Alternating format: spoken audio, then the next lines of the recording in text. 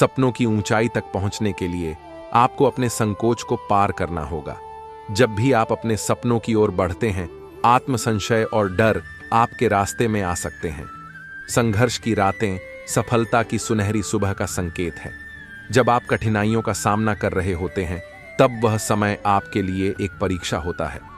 सपनों को हकीकत में बदलने के लिए आपको पहले विश्वास करना होगा कि आप कर सकते हैं।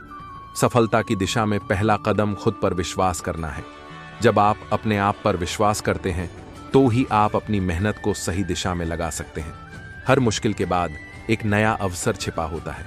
जीवन में हर समस्या और चुनौती एक अवसर के रूप में आती है। जब भी आप मुश्किलों का सामना करें, याद रखें कि ये अवसर आपके आगे नई संभावनाएं खोलते हैं। हर दिन नया मौका है खुद को बेहतर बनाने का। जीवन में हर दिन एक नई शुरुआत का मौका होता है। अपने पिछले कल को भुलाकर आज को नए तरीके से जीने की कोशिश करें। असफलता केवल एक नई शुरुआत का संकेत है। इससे डरने के बजाय इसे सीखने का अवसर मानें। हर असफलता आपके आत्मविश्वास को मजबूत करने का एक कदम है। सफलता की राह में असफलता एक महत्वपूर्ण पड़ाव होती है। इससे आप और भी बेहतर तैयार हो सकते हैं। सकारात्मक सोच आपकी सबसे बड़ी ताकत है। यह कठिन परिस्थितियों में भी आपको आगे बढ़ने की प्रेरणा देती है। जब आप अपनी सोच को सकारात्मक बनाए रखते हैं, तब आपकी समस्याएं छोटी लगने लगती हैं। हर चुनौती को एक नए अवसर के रूप में देखें। सपनों को सच करने के लिए आत्म प्रेरणा और लगन की आवश्यकता होती है। हर दिन अपने लक्ष्य की ओर एक कदम और बढ़ाएं। सपने तभी साकार होंगे जब आप उन्हें पूरा करने के लिए मेहनत करेंगे। हर छोटी सफलता को सेलिब्रेट करें और आगे बढ़ें। आपकी मेहनत और लगन ही आपकी पहचान बनाते हैं। यह किसी भी सफलता की नींव होती है। जब आप पूरी लगन से काम करते हैं, तब सफलता आपके करीब होती है। अपने सपनों के प्रति समर्पित रहें और कभी हार ना मानें। हर दिन खुद को नया चुनौती देने का मौका दें। इससे आपकी क्षमता और आत्मविश्वास दोनों में वृद्धि होती है। हर चुनौती को एक सीखने का अवसर मानें। आपकी मेहनत ही आपकी सफलता का राज है। अपने आप को हर दिन बेहतर बनाने का प्रयास करें। हर संघर्ष में छुपी होती है सफलता की चाबी। सफलता उन्हीं को मिलती है जो खुद को कभी हारने नहीं देते। संघर्ष जितना बड़ा होगा, सफलता उतनी ही शानदार होगी। सपने सच करने के लिए मेहनत करनी पड़ती है। सिर्फ सोचने से कुछ नहीं होता। हार को स्वीकार करना कमजोरी नहीं, बल्कि उससे सीखना असली सफलता है। जो समय की कीमत समझता है, वही जीवन में कुछ बड़ा कर सकता है। सफलता उन्हीं को मिलती है जो हर असफलता से कुछ नया सीखते हैं। रास्ते मुश्किल होंगे, लेकिन अगर हौसला बुलंद है तो मंजिल जरूर मिलेगी। छोटे छोटे कदम भी बड़ी सफलता की ओर ले जाते हैं। बस चलते रहो। अगर खुद पर भरोसा है तो जीत तुम्हारी होगी ही होगी। काम ऐसा करो कि सफलता भी तुम पर गर्व करे। उठो, जागो और तब तक मत रुको जब तक लक्ष्य प्राप्त न हो जाए। जितना बड़ा संघर्ष होगा, जीत उतनी ही शानदार होगी। तुम्हें अंदर से बाहर की ओर बढ़ना होगा। विश्वास करो कि तुम शक्तिशाली हो, क्योंकि तुम हो। एक विचार लो, उसे अपनी जिंदगी बना लो। डर को कभी अपने पास न आने दो। कमजोरों की सेवा ही सबसे बड़ा धर्म है। यदि तुम खुद में विश्वास नहीं कर सकते, तो कोई और तुम पर विश्वास नहीं करेगा। ज्ञान स्वभाव से ही शक्ति है। मनुष्य वही बनता है जो वह सोचता है। जो मेहनत से नहीं डरते, उनके कदमों में एक दिन दुनिया होती है। सपने देखने वालों से ज्यादा उन्हें पूरा करने वाले लोग सफल होते हैं। सफलता की राह कठिन जरूर होती है, लेकिन जो चलते रहते हैं वही इतिहास रचते हैं। हार तब तक नहीं होती जब तक आप खुद हार नहीं मानते। छोटी छोटी जीतें ही बड़ी सफलता की नींव बनती हैं। अगर तुम खुद पर विश्वास रखते हो, तो कोई भी चुनौती तुम्हें रोक नहीं सकती। आज की मेहनत कल की सफलता का बीज होती है। जो अपने लक्ष्य के प्रति ईमानदार होता है, सफलता उसी के कदम चूमती है।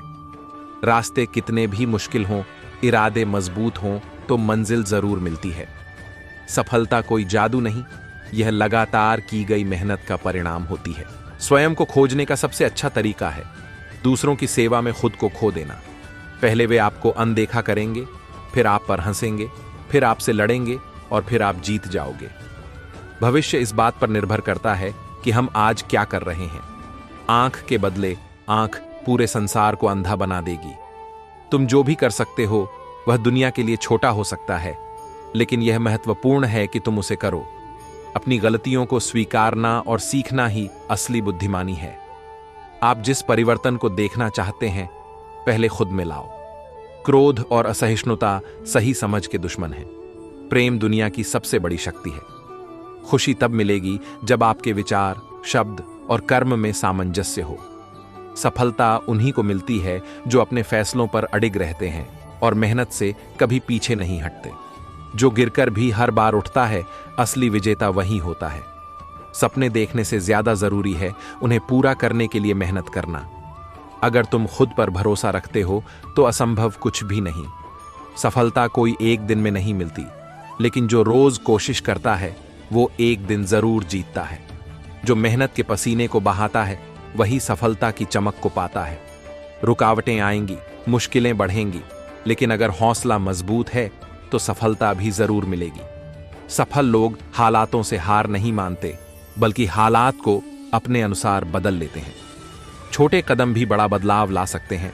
बस चलते रहो और कभी हार मत मानो। सफलता उन्हीं को मिलती है जो खुद को हर दिन बेहतर बनाने की कोशिश करते हैं।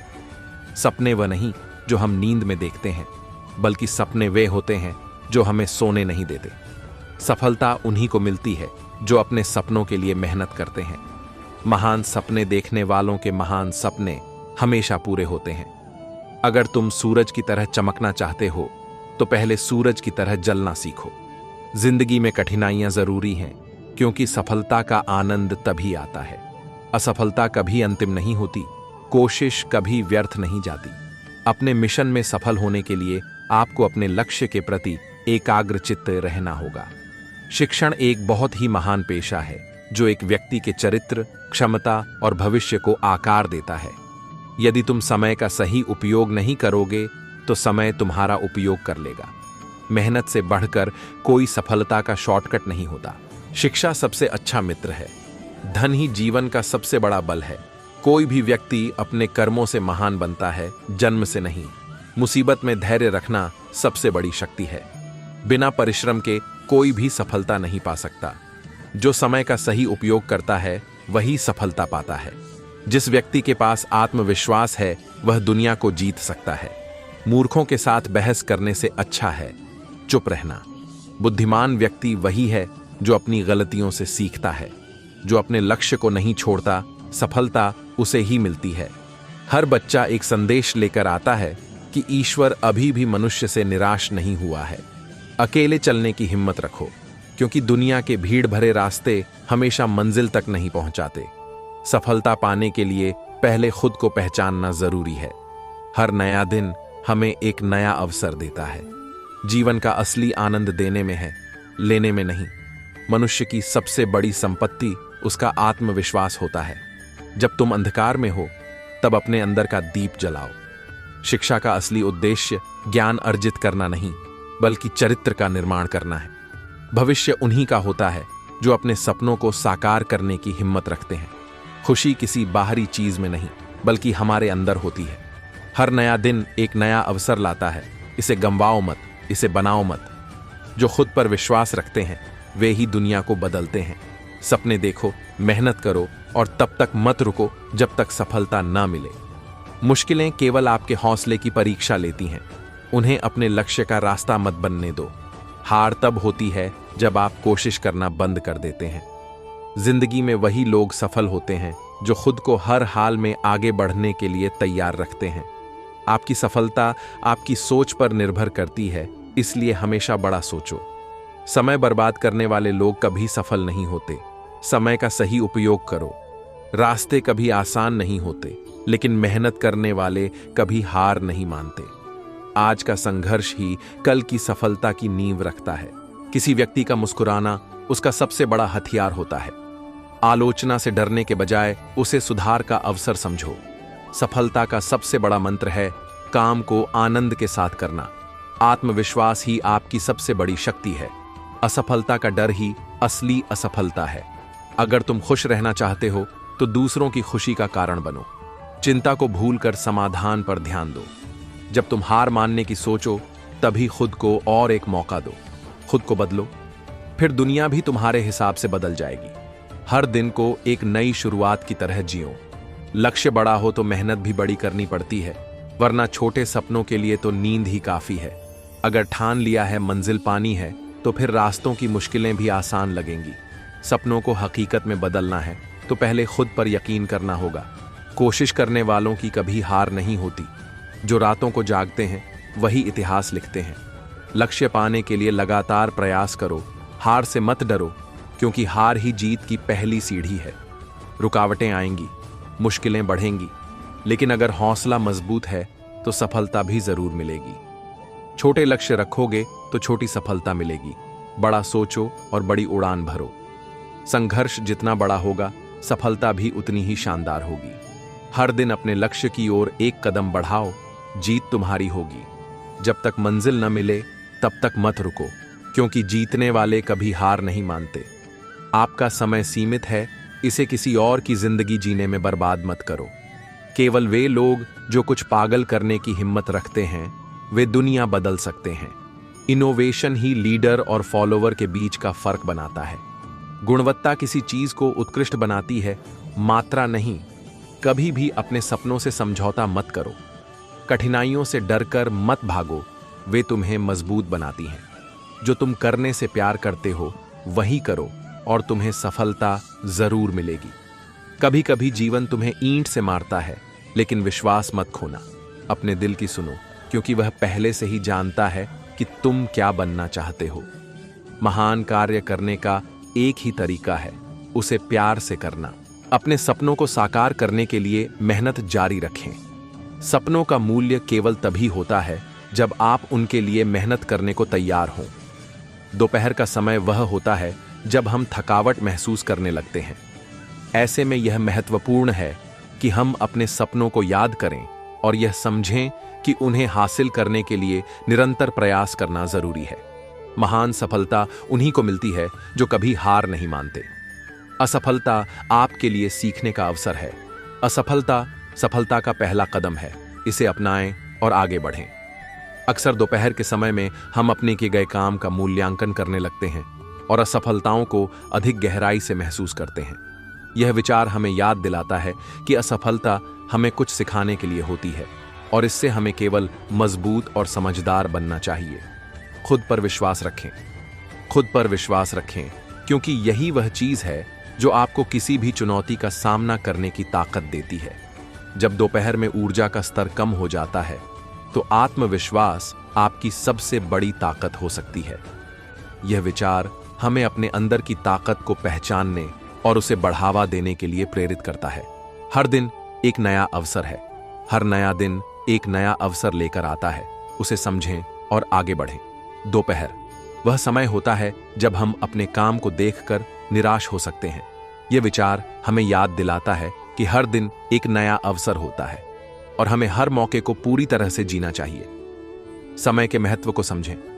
समय की कद्र करें, क्योंकि एक बार चला गया समय फिर वापस नहीं आता। दोपहर का समय हमें यह सोचने पर मजबूर करता है कि हमने दिन भर क्या किया है। समय की महत्ता को पहचानते हुए हमें इसे सही दिशा में लगाना चाहिए और बेकार न जाने देना चाहिए। सकारात्मक सोच बनाए रखें। सकारात्मक सोच ही आपके भविष्य को उज्जवल बनाती है। जब आप दोपहर में थकावट महसूस करते हैं, तो सकारात्मक सोच ही आपको उबार सकती है। यह विचार हमें हमारी सोच को नियंत्रित करने और सकारात्मकता को बनाए रखने की प्रेरणा देता है। मेहनत का फल मीठा होता है। जो मेहनत करते हैं उन्हें जीवन में हर मुश्किल का सामना करना आता है, लेकिन अंत में सफलता मिलती है। यह विचार हमें यह याद दिलाता है कि कड़ी मेहनत के बिना कुछ भी हासिल नहीं किया जा सकता। दोपहर में जब आप अपनी मेहनत को संदेह की नजर से देख सकते हैं, यह प्रेरणा आपको आगे बढ़ने के लिए प्रेरित करती है। जीवन को खुलकर जिएं, जीवन को एक उत्सव के रूप में जिएं, क्योंकि यह एक अनमोल उपहार है। दोपहर के समय में यह विचार आपको अपने जीवन के मूल्य को पहचानने और उसे पूरी तरह से जीने की प्रेरणा देता है। यह हमें याद दिलाता है कि जीवन को खुलकर जीना जरूरी है। छोटे कदम भी बड़ी मंजिल तक ले जाते हैं। छोटे छोटे कदम बढ़ाते रहें एक दिन यही आपको बड़ी मंजिल तक पहुंचाएंगे। कभी कभी दोपहर का समय हमारे लिए धीमा हो सकता है, लेकिन यह विचार हमें छोटे कदमों की महत्ता को समझने में मदद करता है। निरंतर प्रयास हमें हमारे लक्ष्य की ओर ले जाते हैं। अपने मन की सुने, अपने दिल की आवाज को कभी अनसुना न करें, क्योंकि वही आपको सही मार्ग दिखाएगी। दोपहर में जब आप काम में फंसे होते हैं, यह विचार आपको अपने अंतर्मन की सुनने और उसे समझने की प्रेरणा देता है। अपने दिल की आवाज पर चलना अक्सर हमें सही दिशा में ले जाता है। सोच बदलो, दुनिया बदल जाएगी। जो आप सोच सकते हैं वो आप कर सकते हैं। अगर आप इसे सोच सकते हैं तो आप इसे कर सकते हैं। सोचें महान, करें महान। सपने वही सच होते हैं जो हम सोचते हैं। आपका सोचने का तरीका ही आपकी सफलता की कुंजी है। सोचों पर नियंत्रण, जीवन पर नियंत्रण। आपकी सोच ही आपका भाग्य है। विचारों की शक्ति को पहचानें। आपके विचार ही आपकी पहचान बनाते हैं। जो सोचते हैं वही बनते हैं। सोच में सकारात्मकता, जीवन में सफलता। हर बड़ी उपलब्धि की शुरुआत एक छोटे से विचार से होती है। आपका वर्तमान सोच ही आपका भविष्य बनाता है। सोच को सही दिशा में मोड़ें। सफलता आपके कदम चूमेगी। आपके विचार ही आपके कर्मों का मार्गदर्शन करते हैं। सपने देखने वालों की दुनिया कभी खत्म नहीं होती। सफलता की ओर पहला कदम आपकी सोच में है। सकारात्मक सोच से बड़ी मुश्किलें आसान हो जाती हैं। आप जैसा सोचते हैं वैसा ही बनते हैं। हर सपना सच हो सकता है अगर आप उसे पूरा करने की हिम्मत रखते हैं। अपनी सोच को उड़ान दें, आपके सपने पंख फैलाएंगे। जो हम सोचते हैं वही हम बनते हैं। सोच में बदलाव से जीवन में बदलाव आता है। जैसे हम सोचते हैं वैसे ही हमारे कर्म होते हैं। सपने और वास्तविकता के बीच का पुल आपकी सोच है। आपकी सोच ही आपकी दुनिया की रूपरेखा तैयार करती है। सोच का परिप्रेक्ष्य बदलें, आपकी दुनिया बदल जाएगी। अपने विचारों को ऊंचा रखें ताकि आपकी सफलता भी ऊंची हो। सोच में सकारात्मकता, जीवन में अनंत संभावनाएं। आपका भविष्य आपके हाथों में है। यह उद्धरण हमें यह याद दिलाता है कि हम अपने भविष्य के निर्माता हैं। हमारी मेहनत और समर्पण ही हमें सफलता की ऊंचाइयों तक पहुंचाते हैं। हमें हमेशा अपने सपनों का पीछा करने की कोशिश करनी चाहिए और कभी भी हार नहीं माननी चाहिए। आज का काम कल पर मत डालो। यह उद्धरण हमें यह सिखाता है कि हमें प्रोक्रेस्टिनेशन से बचना चाहिए। जो काम आज किया जा सकता है उसे कल पर छोड़ना एक बुरी आदत है। हमें हर दिन को पूरा उपयोग करना चाहिए ताकि हम अपने लक्ष्यों की ओर आगे बढ़ सकें। जो खो गया है उसके लिए रोने से अच्छा है जो अभी भी आपके पास है उसके लिए काम करें। इस उद्धरण में हमें यह सिखाया गया है कि हमें अपने अतीत की चिंता करने के बजाय वर्तमान में ध्यान केंद्रित करना चाहिए। हम जो कुछ भी हासिल कर चुके हैं उस पर ध्यान दें और भविष्य को बेहतर बनाने की कोशिश करें। हर कठिनाई में एक अवसर छिपा होता है। यह उद्धरण हमें यह सिखाता है कि हर समस्या में एक समाधान होता है। जब हम किसी कठिनाई का सामना करते हैं तो हमें धैर्य रखना चाहिए और उस कठिनाई में छिपे अवसर को पहचानना चाहिए। यह हमें समस्याओं से बाहर निकलने और आगे बढ़ने का रास्ता दिखाता है। आपके विचार आपके जीवन को निर्धारित करते हैं। हमारे विचारों की शक्ति बहुत बड़ी होती है। यदि हम सकारात्मक विचार रखते हैं तो हम सकारात्मक परिणाम प्राप्त करते हैं। हमें हमेशा सकारात्मकता की ओर ध्यान केंद्रित करना चाहिए और नकारात्मकता को दूर करना चाहिए। सफलता का रहस्य यह है कि आप कभी हार नहीं मानते। यह उद्धरण हमें यह प्रेरणा देता है कि असफलता से हमें निराश नहीं होना चाहिए। सफल लोग वही होते हैं जो निरंतर प्रयास करते हैं और कभी हार नहीं मानते। सफलता की राह में धैर्य और संयम आवश्यक है। समय की बर्बादी सबसे बड़ी बर्बादी है। इस उद्धरण से हमें यह समझ में आता है कि समय अमूल्य है। हमें अपने समय का सदुपयोग करना चाहिए और उसे बर्बाद नहीं करना चाहिए। जो लोग अपने समय का सही उपयोग करते हैं वे सफल होते हैं। आपकी मेहनत ही आपकी पहचान बनाती है। यह उद्धरण हमें यह सिखाता है कि हमारी मेहनत ही हमें समाज में पहचान दिलाती है। यदि हम अपने कार्य में ईमानदारी और मेहनत करते हैं तो सफलता स्वयं हमारे पास आएगी। आपका असफल होना केवल एक मौका है। हर असफलता हमें कुछ नया सिखाती है।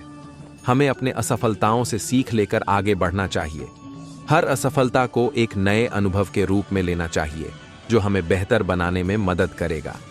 जीवन में खुश रहना सबसे बड़ा सफलता है। सफलता का असली मापदंड यही है कि हम अपने जीवन में खुश रहें। हमें अपनी खुशी का ख्याल रखना चाहिए और जीवन की छोटी छोटी खुशियों को सराहना चाहिए। असफलता आपके प्रयासों को कम नहीं करती, बल्कि आपकी मेहनत को और भी मूल्यवान बनाती है। जीवन में सफलता उसी को मिलती है जो कभी हार मानने का नाम नहीं लेता। जो अपनी मेहनत और लगन से नहीं थकते, वही आखिरकार सफल होते हैं। हर दिन को एक नए अवसर के रूप में देखें, कभी न रुकें, आगे बढ़ें। सपने तभी सच्चे होते हैं जब आप उन्हें साकार करने के लिए कदम उठाते हैं। सपने देखो, मेहनत करो और एक दिन उन सपनों को सच कर दिखाओ। जैसे जैसे आप आगे बढ़ते हैं, रास्ते खुद ब खुद बन जाते हैं। हर मुश्किल में एक अवसर छुपा होता है, उसे पहचानें और आगे बढ़ें। हार मानना मतलब खुद को पराजित करना है, जीतना ही असली सफलता है। मेहनत का फल हमेशा मीठा होता है।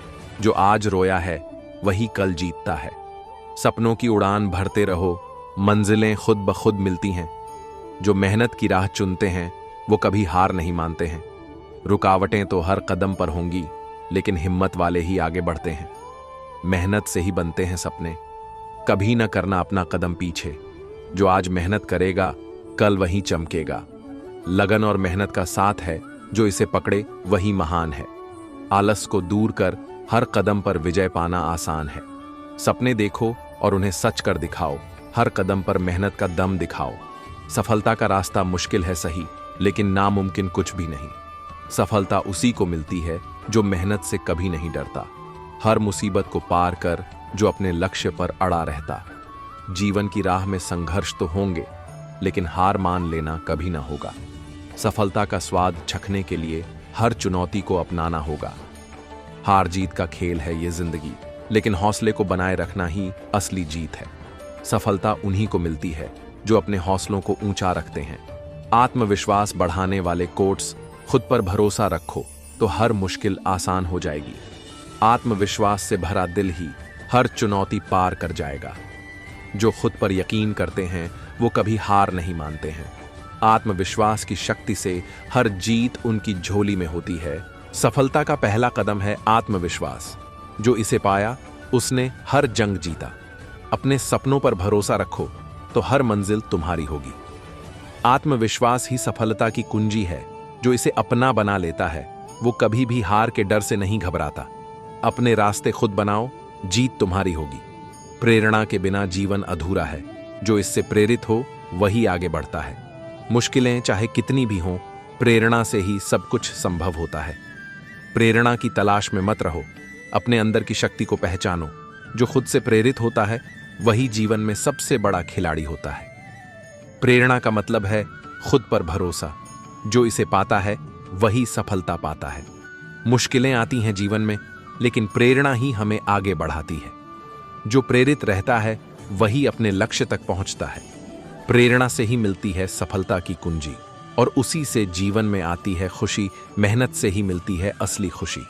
जो इससे मुंह मोड़ता है, वो हमेशा अधूरा रहता है। मेहनत की ताकत को पहचानो, यही तुम्हें हर खुशी दिलाएगी। मेहनत का फल मीठा होता है। जो इसे समझता है, वही जीता है। जीवन की असली खुशी मेहनत में है। जो मेहनत करता है, वही खुशी पाता है। खुशियों का रास्ता मेहनत से होकर गुजरता है। जो इस पर चलता है, वही सब कुछ पाता है। मेहनत से ही जीवन में रंग आते हैं और खुशियों के फूल खिलते हैं। मेहनत का सुख सबसे बड़ा है। जो इसे समझता है, वही सच्चा है। जीवन में आगे बढ़ने के लिए मेहनत करो, यही तुम्हें हर मंजिल तक पहुंचाएगी। संघर्ष के बिना सफलता का स्वाद नहीं आता। जो संघर्ष करता है, वही असली खिलाड़ी कहलाता है। संघर्ष ही हमें सिखाता है कि जीत का असली मजा क्या होता है। जो संघर्ष की राह पर चलते हैं, वो कभी पीछे मुड़कर नहीं देखते हैं। संघर्ष से ही सफलता मिलती है और उसी से जीवन की राह बनती है। संघर्ष ही जीवन का असली सार है। जो इसे समझता है, वही सबसे बड़ा पारखी है। संघर्ष से कभी घबराओ मत, यही तुम्हें हर जीत का स्वाद चखाएगा। जीवन का संघर्ष ही हमारी असली पहचान है। जो इसे पार करता है, वही महान है। संघर्ष से ही मिलती है सफलता और उसी से बनती है हमारी कहानी। हार न मानने वाले विचार। हार मानना कोई विकल्प नहीं है। जो हारता है वो जीतने की राह पर चलता है। हार जीत का खेल ही जिंदगी है, लेकिन हार से सीख कर ही हम जीत सकते हैं। जो हार से डरते नहीं वो ही सबसे बड़े विजेता बनते हैं। हार को स्वीकारो, लेकिन उससे कभी पीछे मत हटो। हार एक सबक है जो हमें जीवन में आगे बढ़ने के लिए तैयार करता है। हार से कभी मत डरो, क्योंकि यही तुम्हें सच्चा विजेता बनाएगी। हार का मतलब है कि तुमने कोशिश की और सीखा। हार से घबराना नहीं, क्योंकि यही तुम्हें सफलता की ओर ले जाएगी। सफलता की सच्चाई ये है कि इसे पाने के लिए खुद पर विश्वास होना चाहिए। सफलता उन्हीं को मिलती है जो अपने सपनों को साकार करने का हौसला रखते हैं। सपने देखने से ही सफलता की शुरुआत होती है, लेकिन इसे पाने के लिए मेहनत करनी होती है। सपनों को हकीकत में बदलो, तभी असली सफलता मिलेगी। सफलता की राह कठिन होती है, लेकिन इसे पाने का मजा ही कुछ और है। हर मुश्किल को पार करो और सफलता की ओर बढ़ो। सफलता कोई गिफ्ट नहीं है, ये तो मेहनत का फल है। जो इसे समझता है वही सच्चा विजेता कहलाता है।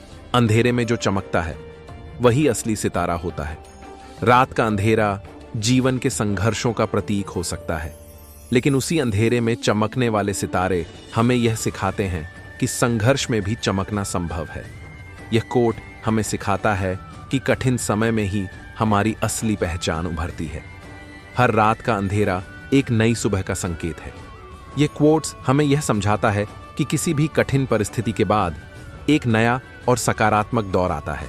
जैसे रात के बाद सुबह होती है, वैसे ही हमारे जीवन में भी हर कठिनाई के बाद एक उजाला आता है। रात के समय सपने देखो, दिन में उन्हें पूरा करो।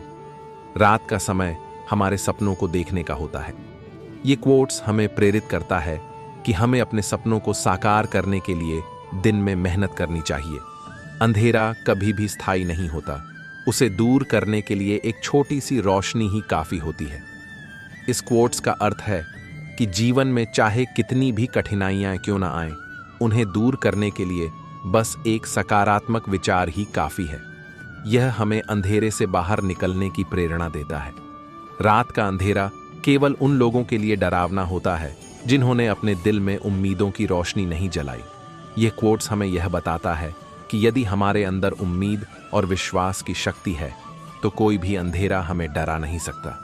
हमें हमेशा अपने दिल में उम्मीद की रोशनी जलाए रखनी चाहिए। रात के समय सन्नाटा बोलता है और वह आवाज हमारे दिल की होती है। इस क्वोट्स का मतलब है कि रात के समय हम अपने अंदर की आवाज को सुन सकते हैं। यह समय आत्मचिंतन और आत्मनिरीक्षण का होता है, जिसमें हम अपने विचारों को समझ सकते हैं। रात के अंधेरे में खुद को खोजो, वहां तुम्हें असली तुम मिलेगा। रात का अंधेरा हमें खुद के भीतर झांकने का मौका देता है। ये क्वोट्स हमें प्रेरित करता है कि हम अपने भीतर की पहचान को खोजें और उसे उजागर करें। रात के बाद ही सुबह का आगमन होता है, इसलिए उम्मीद मत छोड़ो। यह क्वोट्स हमें यह सिखाता है कि चाहे कितनी भी कठिनाइयां क्यों ना आए, हमें उम्मीद कभी नहीं छोड़नी चाहिए।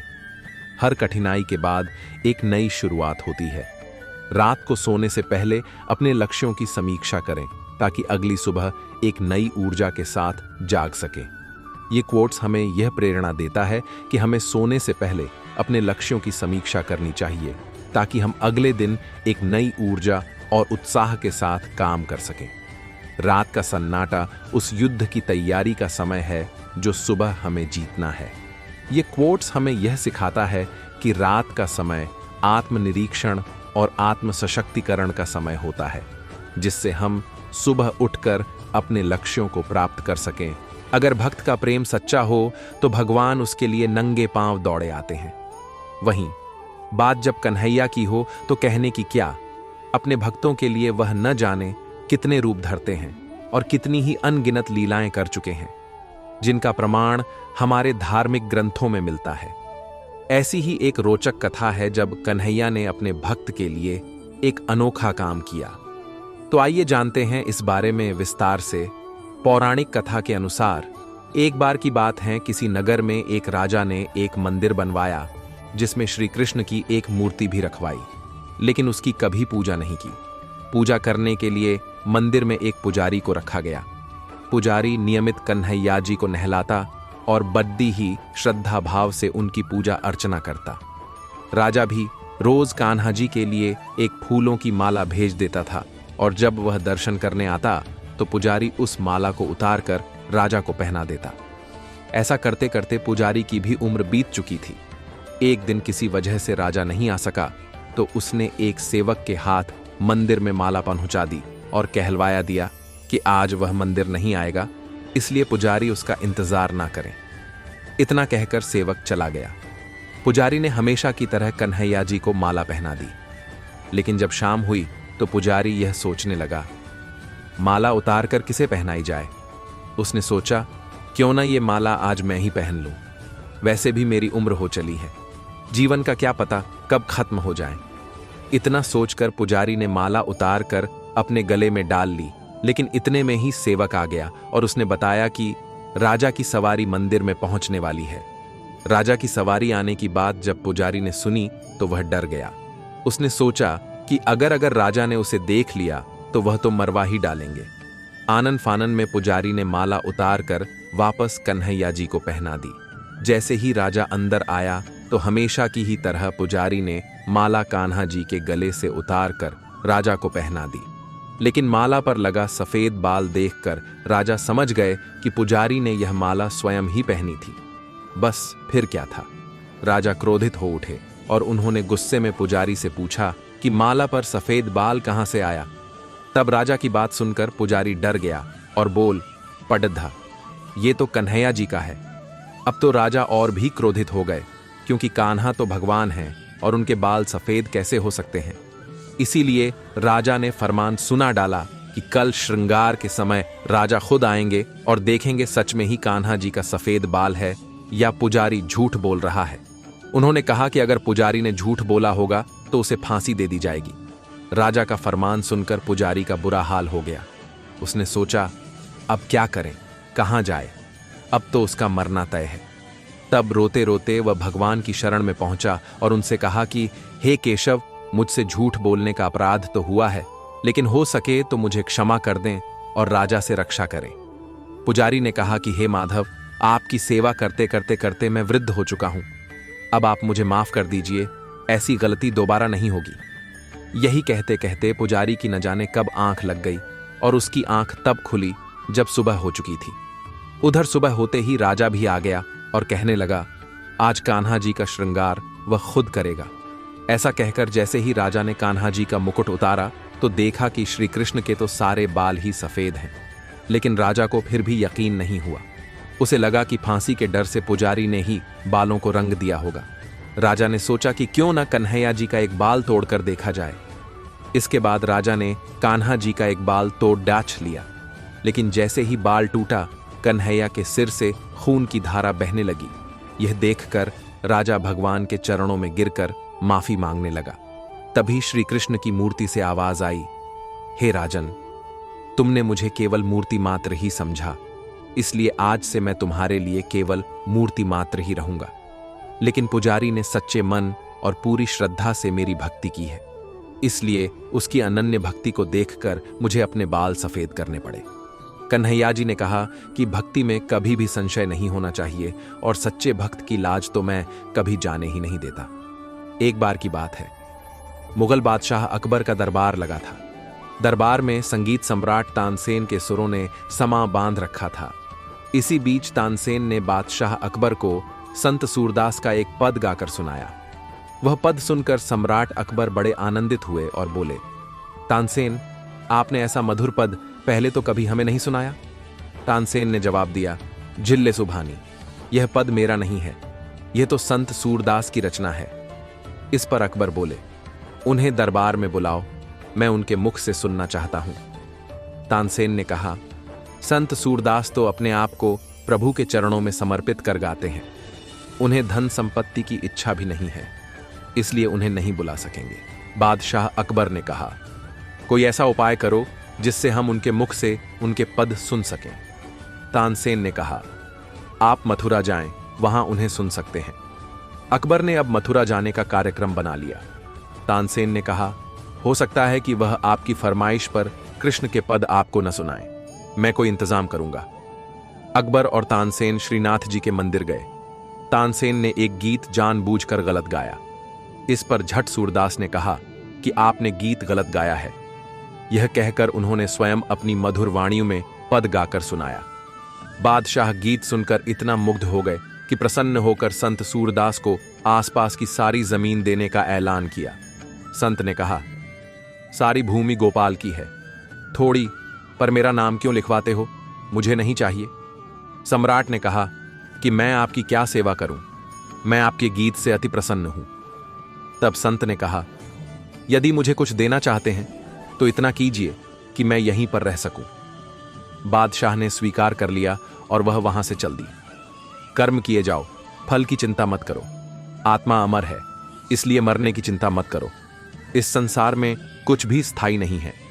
नरक के 3 द्वार हैं, काम, क्रोध और लोभ।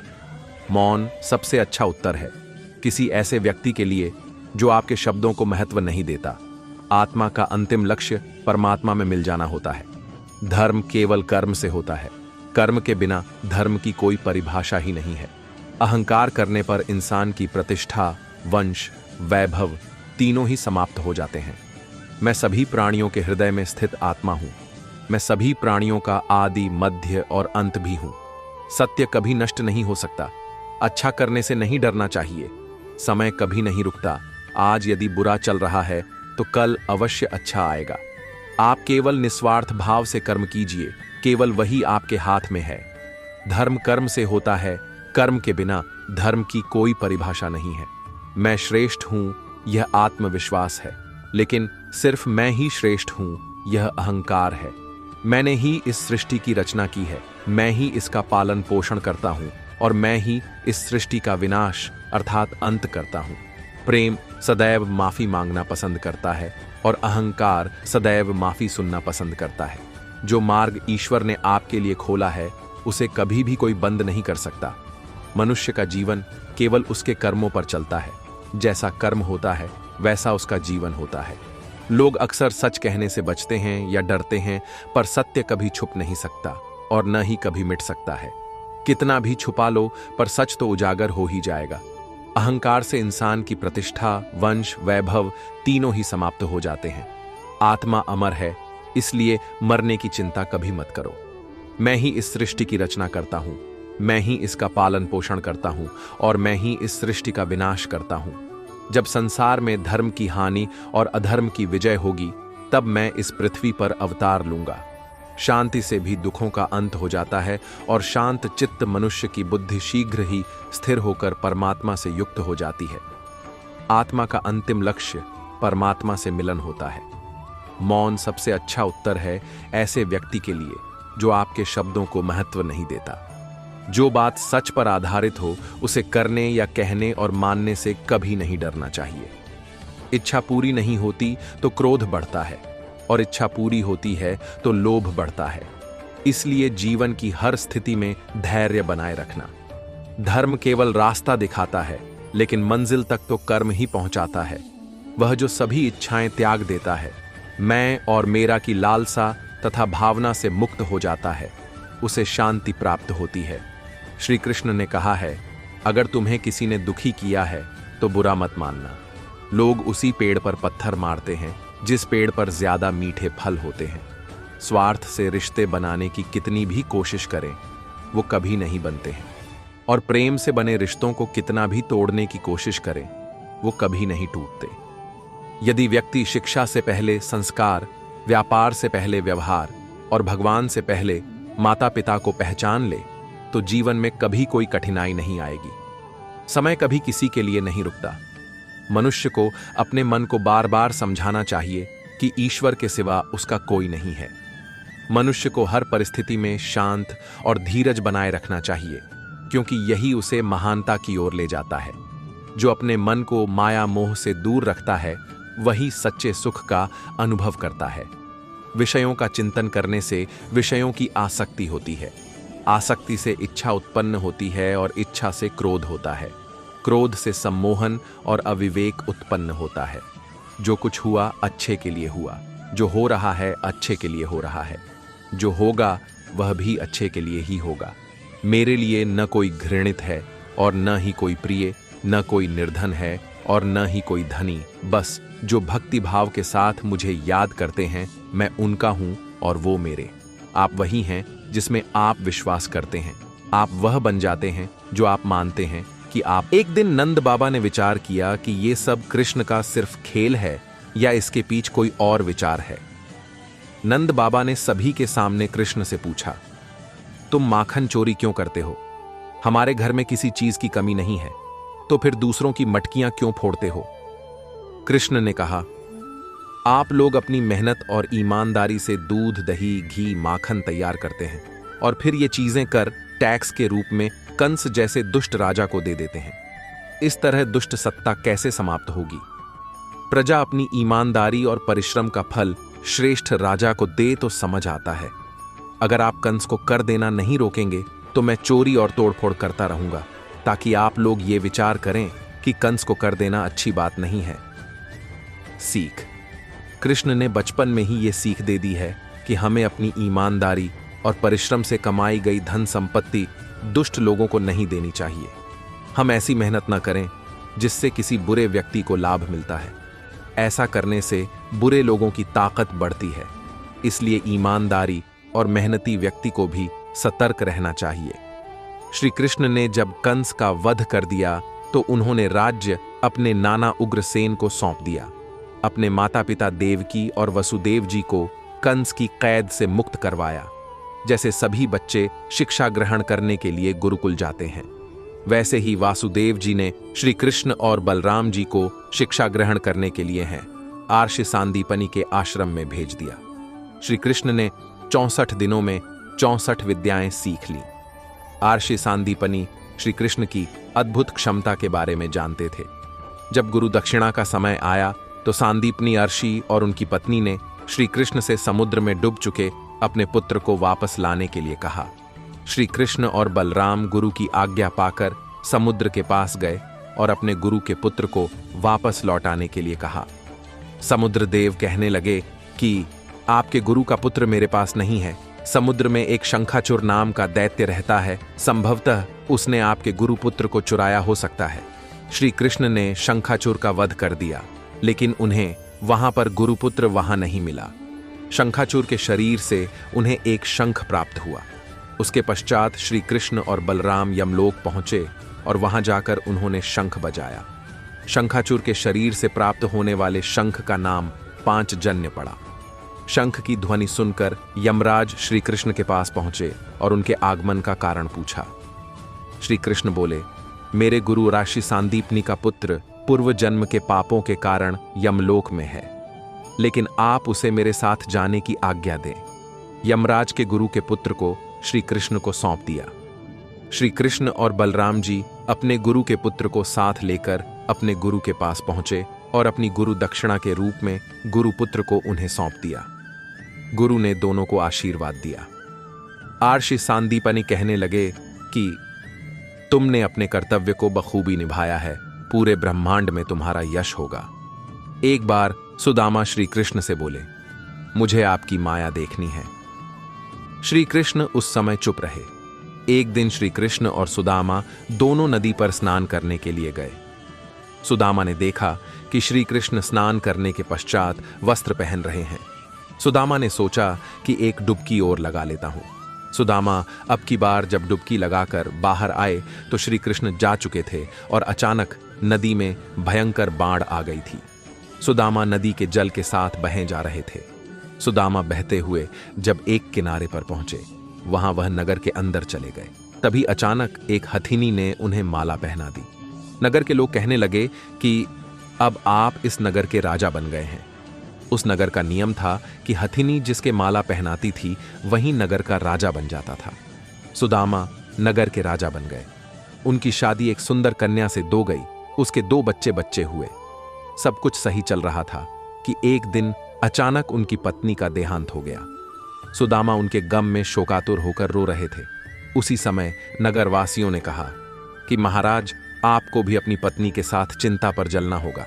ऐसा इस नगर का नियम है। अब सुदामा के पत्नी के मरने का शोक भूलकर अपनी जान कैसे बचाएं, इस चिंता में पड़ गए। सुदामा बोले, भाई, मैं तो इस नगर का नहीं हूं, इसलिए रह नियम मुझ पर कैसे लागू हो सकता है। लेकिन कोई भी उनकी इस दलील से सहमत नहीं हुआ। सुदामा को लगा कि अब तो मरना ही पड़ेगा। सुदामा बोले, भैया, मरने से पहले मैं एक बार नदी पार स्नान करना चाहता हूं। अंतिम इच्छा जानकर उनकी यह बात मान ली गई, लेकिन हथियारबंद लोगों को उनके साथ भेजा गया कि कहीं यह वहां से भाग ना जाए। सुदामा ने नदी में डुबकी लगाई और जैसे ही डुबकी लगाकर बाहर निकले, श्री कृष्ण अपना पीतांबर धारण कर रहे थे। सुदामा नदी से बाहर आकर श्री कृष्ण के गले लगकर रोए जा रहे हैं। वह श्री कृष्ण से पूछते हैं कि जो मैंने साथ पहले घटित हुआ वह सत्य है या फिर यह सत्य है। श्री कृष्ण कहने लगे कि यह सब मेरी माया थी, मैं ही सच हूं, मेरे से भिन्न सब माया है। जो मुझ में ही सर्वत्र देखता है उसे मेरी माया स्पर्श नहीं कर सकती। बचपन से ही श्री कृष्ण को माखन खाने का बहुत शौक था। जैसे जैसे वह बड़े हुए उनका माखन खाने का शौक भी बढ़ता गया। वह अपने घर में ही माखन को चोरी कर लिया करते थे।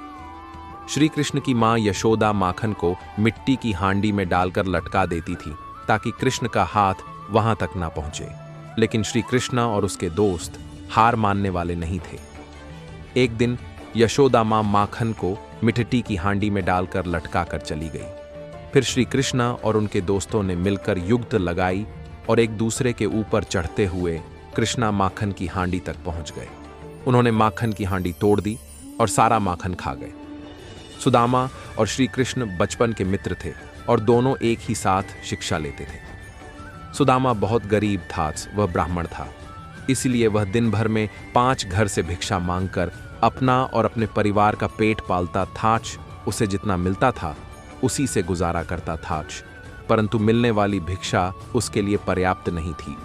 उसका और उसके परिवार का पेट भी उससे करता नहीं था। इसी भिक्षा से अतिथि सत्कार भी हुआ करता था। सुदामा की पत्नी को यह मालूम था कि सुदामा और श्री कृष्ण दोनों मित्र हैं। श्री कृष्ण द्वारका के महाराजा हैं। अगर सुदामा उनसे सहायता मांगेगा तो कभी भी ना नहीं करेंगे। इसलिए सुदामा की पत्नी ने सुदामा को बहुत बार श्री कृष्ण के पास द्वारका जाने के लिए कहा, परंतु सुदामा हर बार मना कर देता था। परंतु बहुत ज्यादा पर्यटन करने के बाद सुदामा मान जाता है और वह द्वारका के लिए निकल जाता है।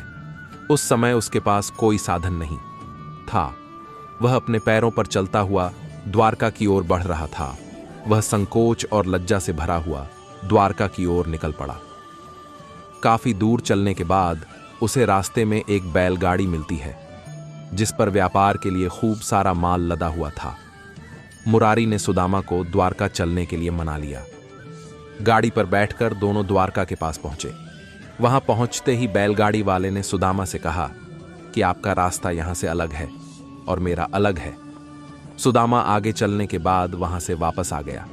उसने सोचा कि मैं उस बैलगाड़ी वाले का धन्यवाद करके आता हूं। सुदामा मंदिर के पीछे उसका धन्यवाद करने के लिए वहां गया तो वहां पर कोई बैलगाड़ी नहीं थी और ना ही कोई मुरारी था। उसे कुछ समझ नहीं आ रहा था। वह सोच रहा था कि एक क्षण पहले वह मुरारी से बातचीत कर रहा था, परंतु दूसरे चरण में यहां पर कोई भी नहीं है। सुदामा समझ गया था कि उसके मित्र श्री कृष्ण की ही कोई लीला है। वास्तव में ऐसा ही हुआ। जब दोनों की मुलाकात हुई तो वह दोनों मुरारी की घटना पर मुस्कुरा रहे थे। एक बार की बात है कि यमुना नदी में एक मीठे पानी की झील में एक जहरीला सांप रहा करता था जिसका नाम कालिया था। कालिया इतना जहरीला था कि धीरे धीरे उसका जहर यमुना नदी के पानी को भी जहरीला बना रहा था। एक दिन उस नदी के किनारे पर एक गाय चराने वाला गया और उसने उस नदी से पानी पीना शुरू कर दिया। पानी पीते ही उस व्यक्ति की मौत हो गई। जब श्री कृष्ण को इस बात का पता चला तो कृष्ण ने अपनी शक्ति से उस मरे हुए व्यक्ति को दोबारा से जिंदा कर दिया। उसके बाद कृष्ण यमुना नदी में कूद गए और नदी की गहराई में जाने लगे। नदी की गहराई में गए तो वह जोर जोर से सांप को पुकारने लगे। उस समय कृष्ण को नदी में गए हुए काफी समय हो गया था। यह देखकर लोग चिंतित होने लगे और कुछ लोग तो वहां करने लगे थे उसके बाद कालिया सांप नदी के अंदर से बाहर निकला और श्री कृष्ण के सामने आया। सामने आते ही श्री कृष्ण पर आक्रमण कर दिया। देखते ही देखते श्री कृष्ण उस कालिया सांप के सर पर नाचने लगे।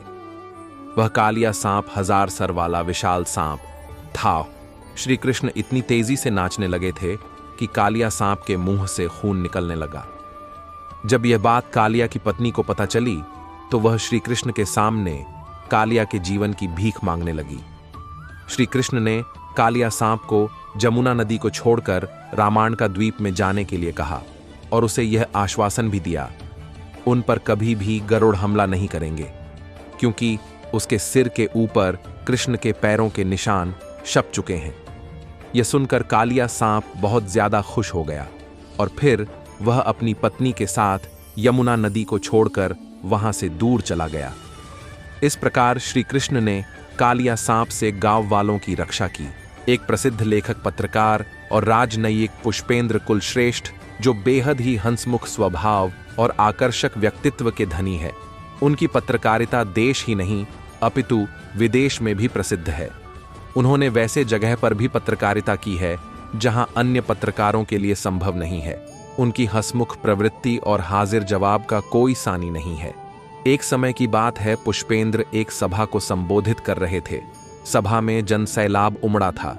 लोग उन्हें सुनने के लिए दूर दूर से आए हुए थे। जब वह अपना भाषण समाप्त कर बाहर निकले तब उनकी ओर एक भीड़ ऑटोग्राफ के लिए बरी। पुष्पेंद्र उनसे बातें करते हुए ऑटोग्राफ दे रहे थे। तभी एक नौजवान उस भीड़ से पुष्पेंद्र के सामने आया। उस नौजवान ने उनसे कहा, मैं आपका बहुत बड़ा श्रोता और प्रशंसक हूं। मैं साहित्य प्रेमी हूं, जिसके कारण मुझे आपकी लेखनी बेहद रुचिकर लगती है। इस कारण आप मेरे सबसे प्रिय लेखक भी हैं। मैंने आपकी सभी पुस्तकें पढ़ी है और आपके व्यक्तित्व को अपने जीवन में उतारना चाहता हूं, किंतु मैं ऐसा क्या करूं जिससे मैं एक अलग पहचान बना सकूं, आपकी तरह ख्याति पा सकूं। ऐसा कहते हुए उस नौजवान ने अपनी पुस्तिका ऑटोग्राफ के लिए पुष्पेंद्र की ओर बढ़ाई। पुष्पेंद्र ने उस समय कुछ नहीं कहा और उसकी पुस्तिका में कुछ शब्द लिखे और ऑटोग्राफ देकर उस नौजवान को पुस्तिका वापस कर दी। इस पुस्तिका में यह लिखा हुआ था, आप अपना समय स्वयं को पहचान दिलाने के लिए लगाएं। किसी दूसरे के ऑटोग्राफ से आपकी पहचान नहीं बनेगी। जो समय आप दूसरे लोगों को लिए देते हैं, वह समय आप स्वयं के लिए दें। नौजवान इस जवाब को पढ़कर बेहद प्रसन्न हुआ और उसने पुष्पेंद्र को धन्यवाद कहा कि मैं आपका यह वचन जीवन भर याद रखूंगा और अपनी एक अलग पहचान बनाकर दिखाऊंगा। पुष्पेंद्र ने उस नौजवान को धन्यवाद दिया और सफलता के लिए ढेर सारी शुभकामनाएं भी दी। एक समय की बात है, गुरु अपने शिष्यों के साथ कहीं दूर जा रहे थे। रास्ता काफी लंबा था। चलते चलते सभी थक से गए थे। अब उन्हें विश्राम करने की इच्छा हुई, किंतु अगर विश्राम करते तो गंतव्य स्थल पर पहुंचने में अधिक रात हो जाती। इसलिए वह लोग निरंतर चल रहे थे। रास्ते में एक नाला आया जिसको पार करने के लिए लंबी छलांग लगानी थी। सभी लोगों ने लंबी छलांग लगाकर नाले को पार किया, किंतु गुरुजी का कमंडल उस नाले में गिर गया। सभी शिष्य परेशान हुए। एक शिष्य गोपाल कमंडल निकालने के लिए सफाई कर्मचारी को ढूंढने चला गया। अन्य शिष्य बैठकर चिंता करने लगे, योजना बनाए लगे, आखिर यह कमंडल कैसे निकाला जाए। गुरुजी परेशान होने लगे, क्योंकि गुरुजी ने सभी को स्वावलंबन का पाठ पढ़ाया था। उनकी सिख पर कोई भी शिष्य अमल नहीं कर रहा है। अंत तक वास्तव में कोई भी उस कार्य को करने के लिए अग्रसर नहीं हुआ। ऐसा देखकर गुरुजी काफी विचलित हुए। एक शिष्य मदन उठा और उसने नाले में हाथ लगाकर देखा, किंतु कमंडल दिखाई नहीं दिया। क्योंकि वह नाले के तह में जा पहुंचा था, तभी मदन ने अपने कपड़े संभालते हुए नाले में उतरा और तुरंत कमंडल लेकर ऊपर आ गया। गुरुजी ने अपने शिष्य मदन की खूब प्रशंसा की और भरपूर सराहना की। उसने तुरंत कार्य को अंजाम दिया और गुरु द्वारा पढ़ाए गए पाठ पर कार्य किया। तभी शिष्य गोपाल, जो सफाई कर्मचारी को ढूंढने गया था, वह भी आ पहुंचा। उसे अपनी गलती का आभास हो गया था। कोई भी कार्य छोटा या बड़ा नहीं होता है, अपना काम स्वयं करना चाहिए। किसी भी संकट में होने के बावजूद भी दूसरे व्यक्तियों से मदद कम से कम लेना चाहिए। एक छोटे से कस्बे में शंभू शिल्पकार रहता था। वह पहाड़ों से बड़े बड़े पत्थर तोड़कर लाता और उसे आकार देकर मूर्तियां बनाता। इस रोजगार में मेहनत बहुत ज्यादा थी, आमदनी कम। दिन भर धूप पसीने में काम करते हुए शंभू पत्थर तोड़ता। ये काम उसके पूर्वज भी किया करते थे। शंभू काम करते हुए सोचता है, ये छोटा मोटा काम करने से क्या फायदा, ठीक से 2 वक्त की रोटी भी नसीब नहीं होती। मैं बड़ा आदमी बन जाऊं तो काम भी ज्यादा नहीं करना होगा और बैठकर आराम से ऐश मौज करूंगा। एक रोज वह ऐसे नेता को देखता है जिसके आगे पीछे हमेशा भीड़ रहती है। उसको हाथ जोड़कर प्रणाम करने वाले सैकड़ों लोग खड़ी रहती हैं। शंभू ने नेता बनने की ठान ली। कुछ दिनों में वह नेता बन गया। नेता बनने के बाद जब वह एक रैली कर रहा था, धूप काफी तीव्र थी। धूप की गर्मी वह सहन नहीं कर पाया और बेहोश होकर वहीं गिर गया। बिस्तर पर लेटे लेटे वह सोचने लगा कि नेता से बलवान वह सूर्य है जिसकी गर्मी कोई सहन नहीं कर पाता। मुझे अब सूर्य बनना है। कुछ दिनों बाद वह सूर्य भी बन गया। शंभू अब गर्व से चमकता रहता और भीषण गर्मी उत्पन्न करता। तभी उसने देखा एक मजदूर खेत में आराम से काम कर रहा है। उसने गर्मी और बढ़ाई मगर मजदूर पर कोई फर्क नहीं पड़ा। विचार किया तो उसे मालूम हुआ ठंडी ठंडी हवा पृथ्वी पर बह रही है। तब शंभू ने विचार किया, हवा बनकर मैं और शक्तिशाली बन जाऊंगा। कुछ दिनों बाद वह हवा बन गया। हवा बनकर वह इतराता इठलाता इधर उधर घूमने लगा। अचानक उसके सामने विकराल पर्वत आ गया जिसके पार वह नहीं जा सका। तब उसने सोचा, मैं इससे भी बड़ा पर्वत बनकर रहूंगा। कुछ समय बाद वह विशालकाय पर्वत बन गया। अब उसे अपने आकार और शक्तिशाली होने का घमंड हो गया। कुछ दिनों बाद उसे छेनी हथौड़ी की आवाज परेशान करने लगी। वह काफी परेशान हो गया। उसकी आवाज इतनी कर्कश थी जो उसके शरीर को तोड़े जा रही थी। आंख खुली तो उसने देखा एक शिल्पकार उसके पर्वत को तोड़ रहा है। लेकिन अब वह मजदूर नहीं बनना चाहता था। वह काफी परेशान था। नींद खुली तो उसने आईने में पाया वह जो विशाल पर्वत को भी तोड़ने का साहस रखता है, वह तो स्वयं वही है।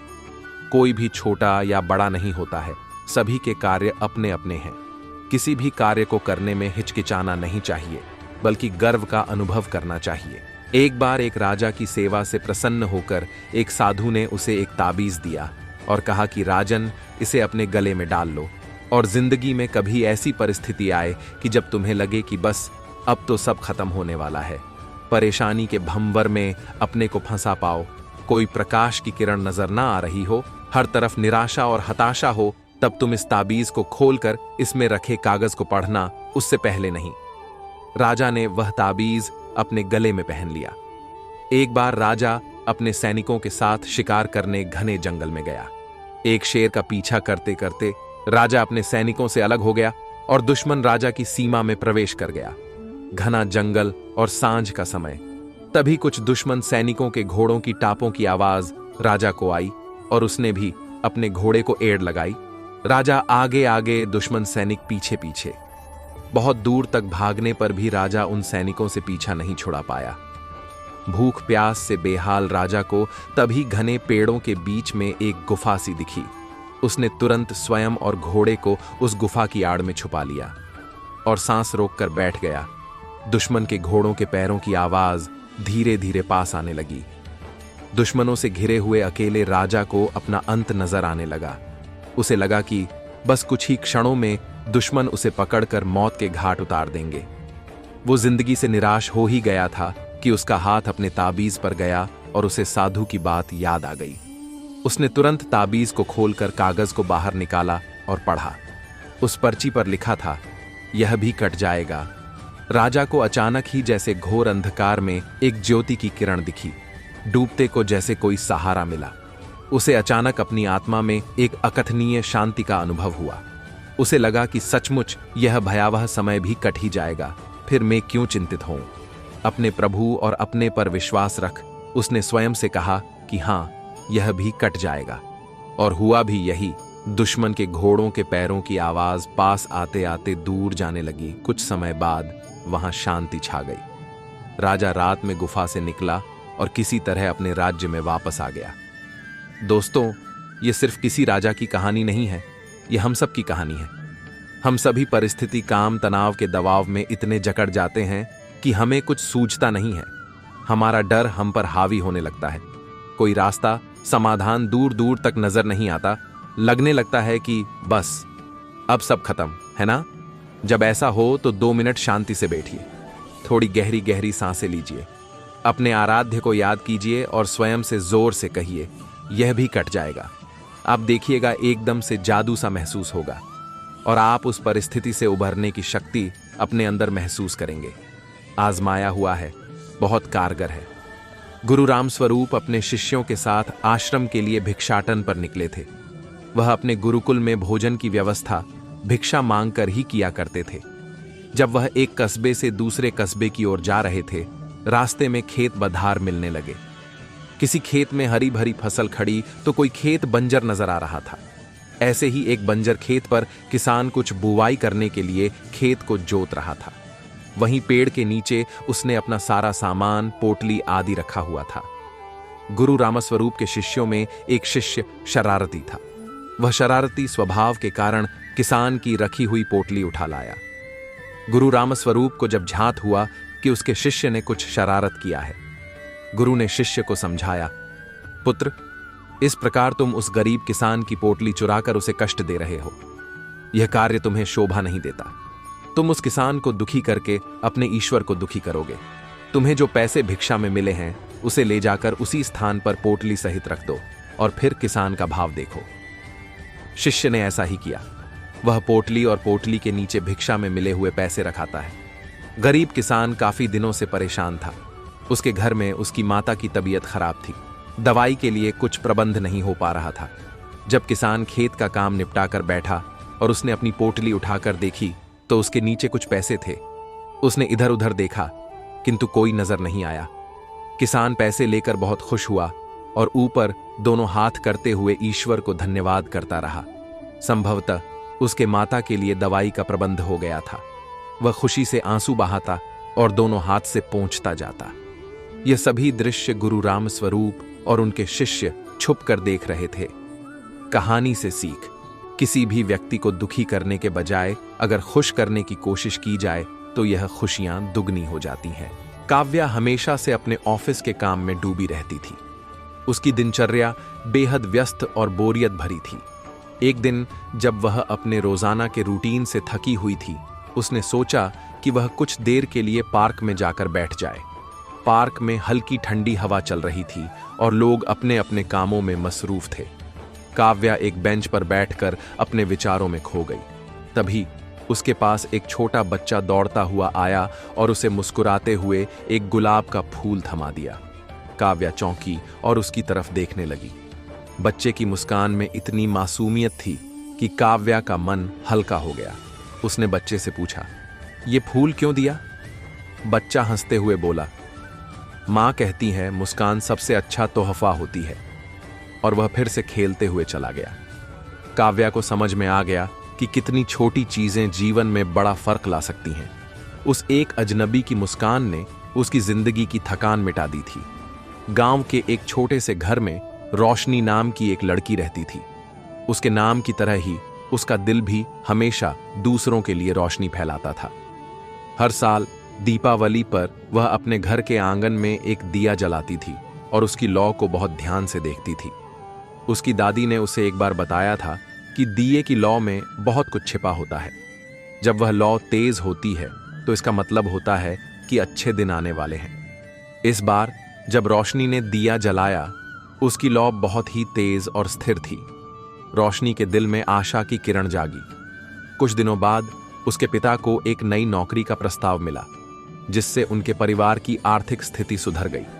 रोशनी ने तब सोचा कि वह दिया सिर्फ एक प्रतीक नहीं था, बल्कि उसमें सच्ची उम्मीद की शक्ति थी। आकाश एक छोटे से शहर का साधारण लड़का था, लेकिन उसकी आवाज में जादू था। जब भी वह गाता, लोग उसकी आवाज में खो जाते थे। एक दिन शहर में एक बड़ा संगीत मुकाबला होने वाला था और आकाश को मौका मिला उसमें हिस्सा लेने का। लेकिन उसकी मां की तबीयत ठीक नहीं थी और आकाश असमंजस में था कि वह प्रतियोगिता में जाए या मां के पास रहे। आखिरकार उसकी मां ने उसे समझाया, संगीत तुम्हारी आत्मा है, अगर तुम इसे छोड़ दोगे तो मैं कभी ठीक नहीं हो पाऊंगी। मां की बातों ने आकाश को प्रेरित किया और वह प्रतियोगिता में हिस्सा लेने के लिए तैयार हो गया। उसने मंच पर जाकर जैसे ही गाना शुरू किया, दर्शकों के दिलों को छू लिया। उसकी मां भी उसे सुनने आई थी और उसकी आंखों में गर्व के आंसू थे। आकाश ने प्रतियोगिता जीत ली और वह समझ गया कि संगीत ही उसकी मां की सच्ची दवा थी। एक छोटे से शहर में एक लड़का रहता था जिसका नाम था राहुल। राहुल को किताबें पढ़ना बहुत पसंद था। एक दिन राहुल को एक पुरानी किताब मिली। किताब बहुत ही खास थी। जब राहुल ने किताब खोली तो किताब में से एक चमकदार रोशनी निकली। रोशनी ने राहुल को एक जादुई दुनिया में ले गई। उस दुनिया में सब कुछ जादुई था। पेड़ बोलते थे, जानवर उड़ सकते थे और घर चल सकते थे। राहुल बहुत खुश हुआ। उसने उस दुनिया में बहुत सारी मजेदार चीजें की। कुछ देर बाद राहुल को घर वापस जाना याद आया। उसने किताब को बंद किया और वह अपने कमरे में वापस आ गया। राहुल ने किताब को अपनी अलमारी में रख दिया। रात के गहरे सन्नाटे में नींद ने रजनी को अचानक जगा दिया। उसने आंखें खोलीं। चारों ओर अंधेरा था। वो बिस्तर पर बैठकर सोचने लगी, कहीं मैंने कोई सपना देखा था? सपना अधूरा सा था, पर दिल में हलचल पैदा कर रहा था। सपने में वह एक घने जंगल में थी, अकेली। चारों तरफ ऊंचे ऊंचे पेड़ और पत्तियों की सरसराहट सुनाई दे रही थी। अचानक उसके सामने एक नीले रंग का सुंदर पक्षी आया। उस पक्षी की आंखों में अजीब सा आकर्षण था, जैसे वह उसे कुछ बताना चाहता हो। रजनी उसके पीछे पीछे चल पड़ी, लेकिन अचानक वह पक्षी उड़कर गायब हो गया। रजनी खुद को अकेले उस घने जंगल में फंसा हुआ महसूस करने लगी। उसके उठते ही वह सपना टूट गया। सुबह होते ही रजनी उस पक्षी के बारे में सोचती रही। क्या वह सपना कोई संदेश दे रहा था? कुछ दिन बाद रजनी को एक पुराने दोस्त का फोन आया, जिसने उसे एक बड़ी नौकरी का प्रस्ताव दिया। वह नौकरी उसे उसके सपनों की दिशा में ले जा सकती थी। रजनी को अब समझ में आ गया कि शायद वह नीला पक्षी उसके सपनों का प्रतीक था, जो उसे एक नया रास्ता दिखा रहा था। रवि को बचपन से ही रंगों से खास लगाव था। वह हर चीज में रंगों की दुनिया देखता था। एक दिन रवि ने एक सफेद कैनवास लिया और सोचा कि वह उस पर ऐसा कुछ बनाएगा जो दुनिया ने पहले कभी नहीं देखा हो। उसने लाल, नीला, हरा, पीला सभी रंगों का इस्तेमाल किया। धीरे धीरे उसका कैनवास एक अद्भुत चित्र में बदलने लगा। उस चित्र में एक शहर था, लेकिन वह शहर असली दुनिया से अलग था। वहां की इमारतें आसमान को छूती थीं, पेड़ पौधे रंग बिरंगे थे और लोग हवा में उड़ रहे थे। उस चित्र में हर चीज संभव लगती थी। जब रवि ने वह चित्र पूरा किया तो उसने महसूस किया कि यह उसकी कल्पनाओं का शहर था, जहां कुछ भी असंभव नहीं था। उसने सोचा, शायद इस शहर की तरह असल जिंदगी में भी हम कुछ भी हासिल कर सकते हैं, अगर हमारे पास सही दृष्टिकोण और रंगों का मेल हो। उसने वह चित्र अपने कमरे की दीवार पर टांग दिया और जब भी उसे जीवन में निराशा महसूस होती, वह उस रंग बिरंगे शहर को देखता और नए सिरे से जीने की प्रेरणा पाता। एक छोटे से गांव में एक लड़का रहता था जिसका नाम था सौरभ। सौरभ को चांद से बहुत प्यार था। रोज रात को वह अपनी खिड़की के पास बैठकर चांद को देखता रहता था। एक रात सौरभ सोते हुए चांद के एक टुकड़े को अपने हाथ में पकड़ रहा था। यह टुकड़ा उतना ही चमकदार था जितना चांद। जब सौरभ उठा तो टुकड़ा उसके हाथ में नहीं था। वह बहुत दुखी हुआ। उसने पूरे घर में टुकड़ा ढूंढा, लेकिन उसे कहीं नहीं मिला। तभी उसे याद आया कि उसकी दादी माँ ने उसे एक जादुई किताब दी थी। उसने किताब खोली और उसमें लिखा था, चांद का टुकड़ा जो सपने में मिलता है वह सपनों को सच कर सकता है। सौरभ ने सोचा कि वह अपने सपनों को सच कर सकता है। उसने मन ही मन सोचा कि वह एक महान वैज्ञानिक बनना चाहता है। अगले दिन से ही सौरभ ने पढ़ाई में मन लगा दिया। उसने किताबें पढ़ी, प्रयोग किए और दिन रात मेहनत करता रहा। कुछ साल बाद सौरभ एक प्रसिद्ध वैज्ञानिक बन गया। उसने कई खोजें की और लोगों की जिंदगी बेहतर बनाने में मदद की। सौरभ हमेशा याद रखता था कि चांद का टुकड़ा उसे कहां ले गया था। एक बार की बात है, एक जंगल में एक पेड़ था जो बाकी पेड़ों से अलग था। यह पेड़ बातचीत कर सकता था। वह पक्षियों, जानवरों और इंसानों से बातें करता था। पेड़ सभी को अपनी बातों से खुश कर देता था। एक दिन एक छोटा सा लड़का जंगल में खेल रहा था। वह पेड़ के नीचे बैठ गया और रोने लगा। पेड़ ने लड़के से पूछा, बेटा, तुम क्यों रो रहे हो? लड़के ने बताया कि उसके पास कोई दोस्त नहीं है। पेड़ ने लड़के को कहा, डरो मत, मैं तुम्हारा दोस्त बनूंगा। पेड़ ने लड़के को कई कहानियां सुनाई और उसके साथ खेला। लड़का बहुत खुश हुआ। धीरे धीरे लड़का पेड़ के पास रोज आने लगा। वह पेड़ से अपनी सारी बातें शेयर करता था। पेड़ भी लड़के की हर बात ध्यान से सुनता था। पेड़ और लड़के की दोस्ती बहुत मजबूत हो गई। यह कहानी हमें सिखाती है कि प्रकृति हमारे सबसे अच्छे दोस्त हो सकती है। हमें पेड़ों और जानवरों से प्यार करना चाहिए और उनकी रक्षा करनी चाहिए। एक छोटे से शहर में एक लड़की रहती थी जिसका नाम था रिया। रिया को बादलों से बहुत प्यार था। वह अक्सर छत पर बैठकर घंटों बादलों को देखती रहती थी। एक दिन रिया ने एक ऐसा बादल देखा जो बहुत ही रंगीन था। वह इंद्रधनुष की तरह चमक रहा था। रिया बहुत खुश हुई। उसने सोचा कि यह कोई जादुई बादल है। वह बादल के करीब जाना चाहती थी। रिया ने बादल की ओर दौड़ लगाई और उछलकर हवा में उड़ गई। वह बादल पर बैठ गई और बादल के साथ आसमान में घूमने लगी। बादल रिया को बहुत दूर दूर ले गया। उसने रिया को समुद्र, जंगल और पहाड़ दिखाए। रिया ने बहुत सारे नए नए जीव जंतु और पौधे देखे। रिया बहुत मजे कर रही थी। कुछ देर बाद रिया को घर वापस जाना याद आया।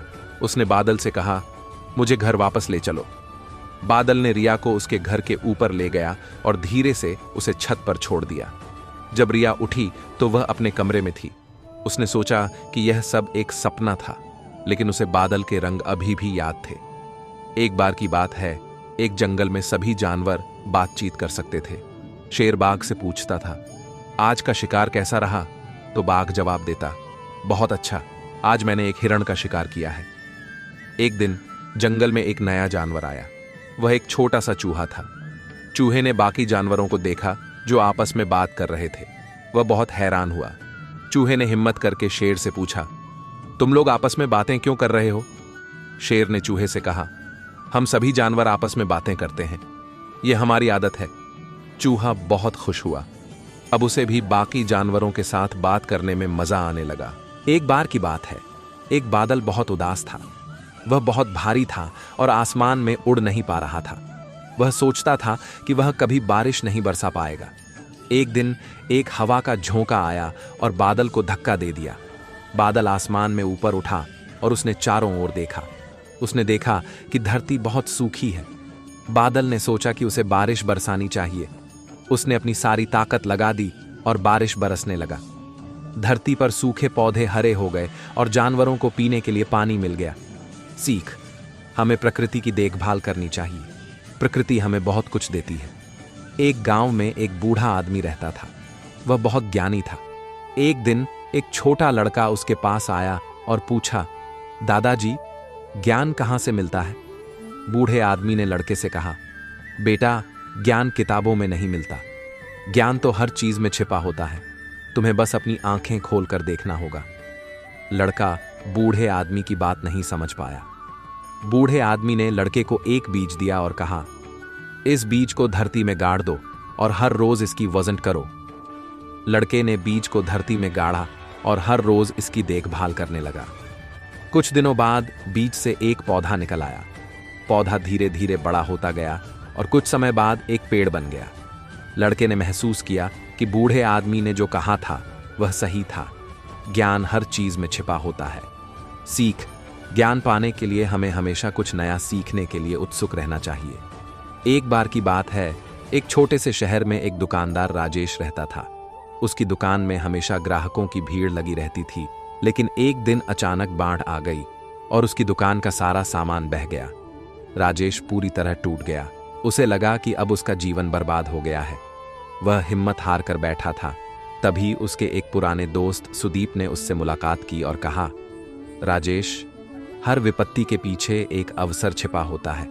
अगर तुम हिम्मत नहीं हारोगे तो तुम कुछ नया और बेहतर कर पाओगे। राजेश ने सुदीप की बात पर विचार किया और तय किया कि वह हार नहीं मानेगा। उसने अपनी बचत का इस्तेमाल कर एक नई दुकान खोली और इस बार उसने ऑनलाइन व्यापार भी शुरू किया। धीरे धीरे उसका व्यापार फिर से बढ़ने लगा और वह पहले से भी ज्यादा सफल हो गया। राजेश ने सीखा कि जीवन में जब भी कठिनाई आए उसे एक नए अवसर की तरह देखना चाहिए। विपत्तियां हमें मजबूत बनाती हैं और नए रास्ते दिखाती हैं। एक बार की बात है, एक छोटा सा पेड़ था। वह बहुत छोटा था और अन्य पेड़ों से छोटा था। वह हमेशा दुखी रहता था कि वह अन्य पेड़ों की तरह लंबा नहीं है। एक दिन एक बूढ़ा पेड़ उसके पास आया और बोला, बेटा, तुम्हें अपनी ऊंचाई पर दुखी होने की जरूरत नहीं है। तुम छोटे हो, लेकिन तुम बहुत मजबूत हो। छोटे पेड़ ने पूछा, मैं कैसे मजबूत हो सकता हूं? बूढ़े पेड़ ने कहा, तुम अपनी जड़ों को मजबूत बनाकर, जितनी मजबूत तुम्हारी जड़ें होंगी उतना ही मजबूत तुम होगे। छोटे पेड़ ने बूढ़े पेड़ की सलाह मानी और अपनी जड़ों को मजबूत बनाने लगा। कुछ समय बाद छोटा पेड़ बहुत मजबूत हो गया। जब तूफान आया तो अन्य पेड़ टूट गए, लेकिन छोटा पेड़ मजबूती से खड़ा रहा।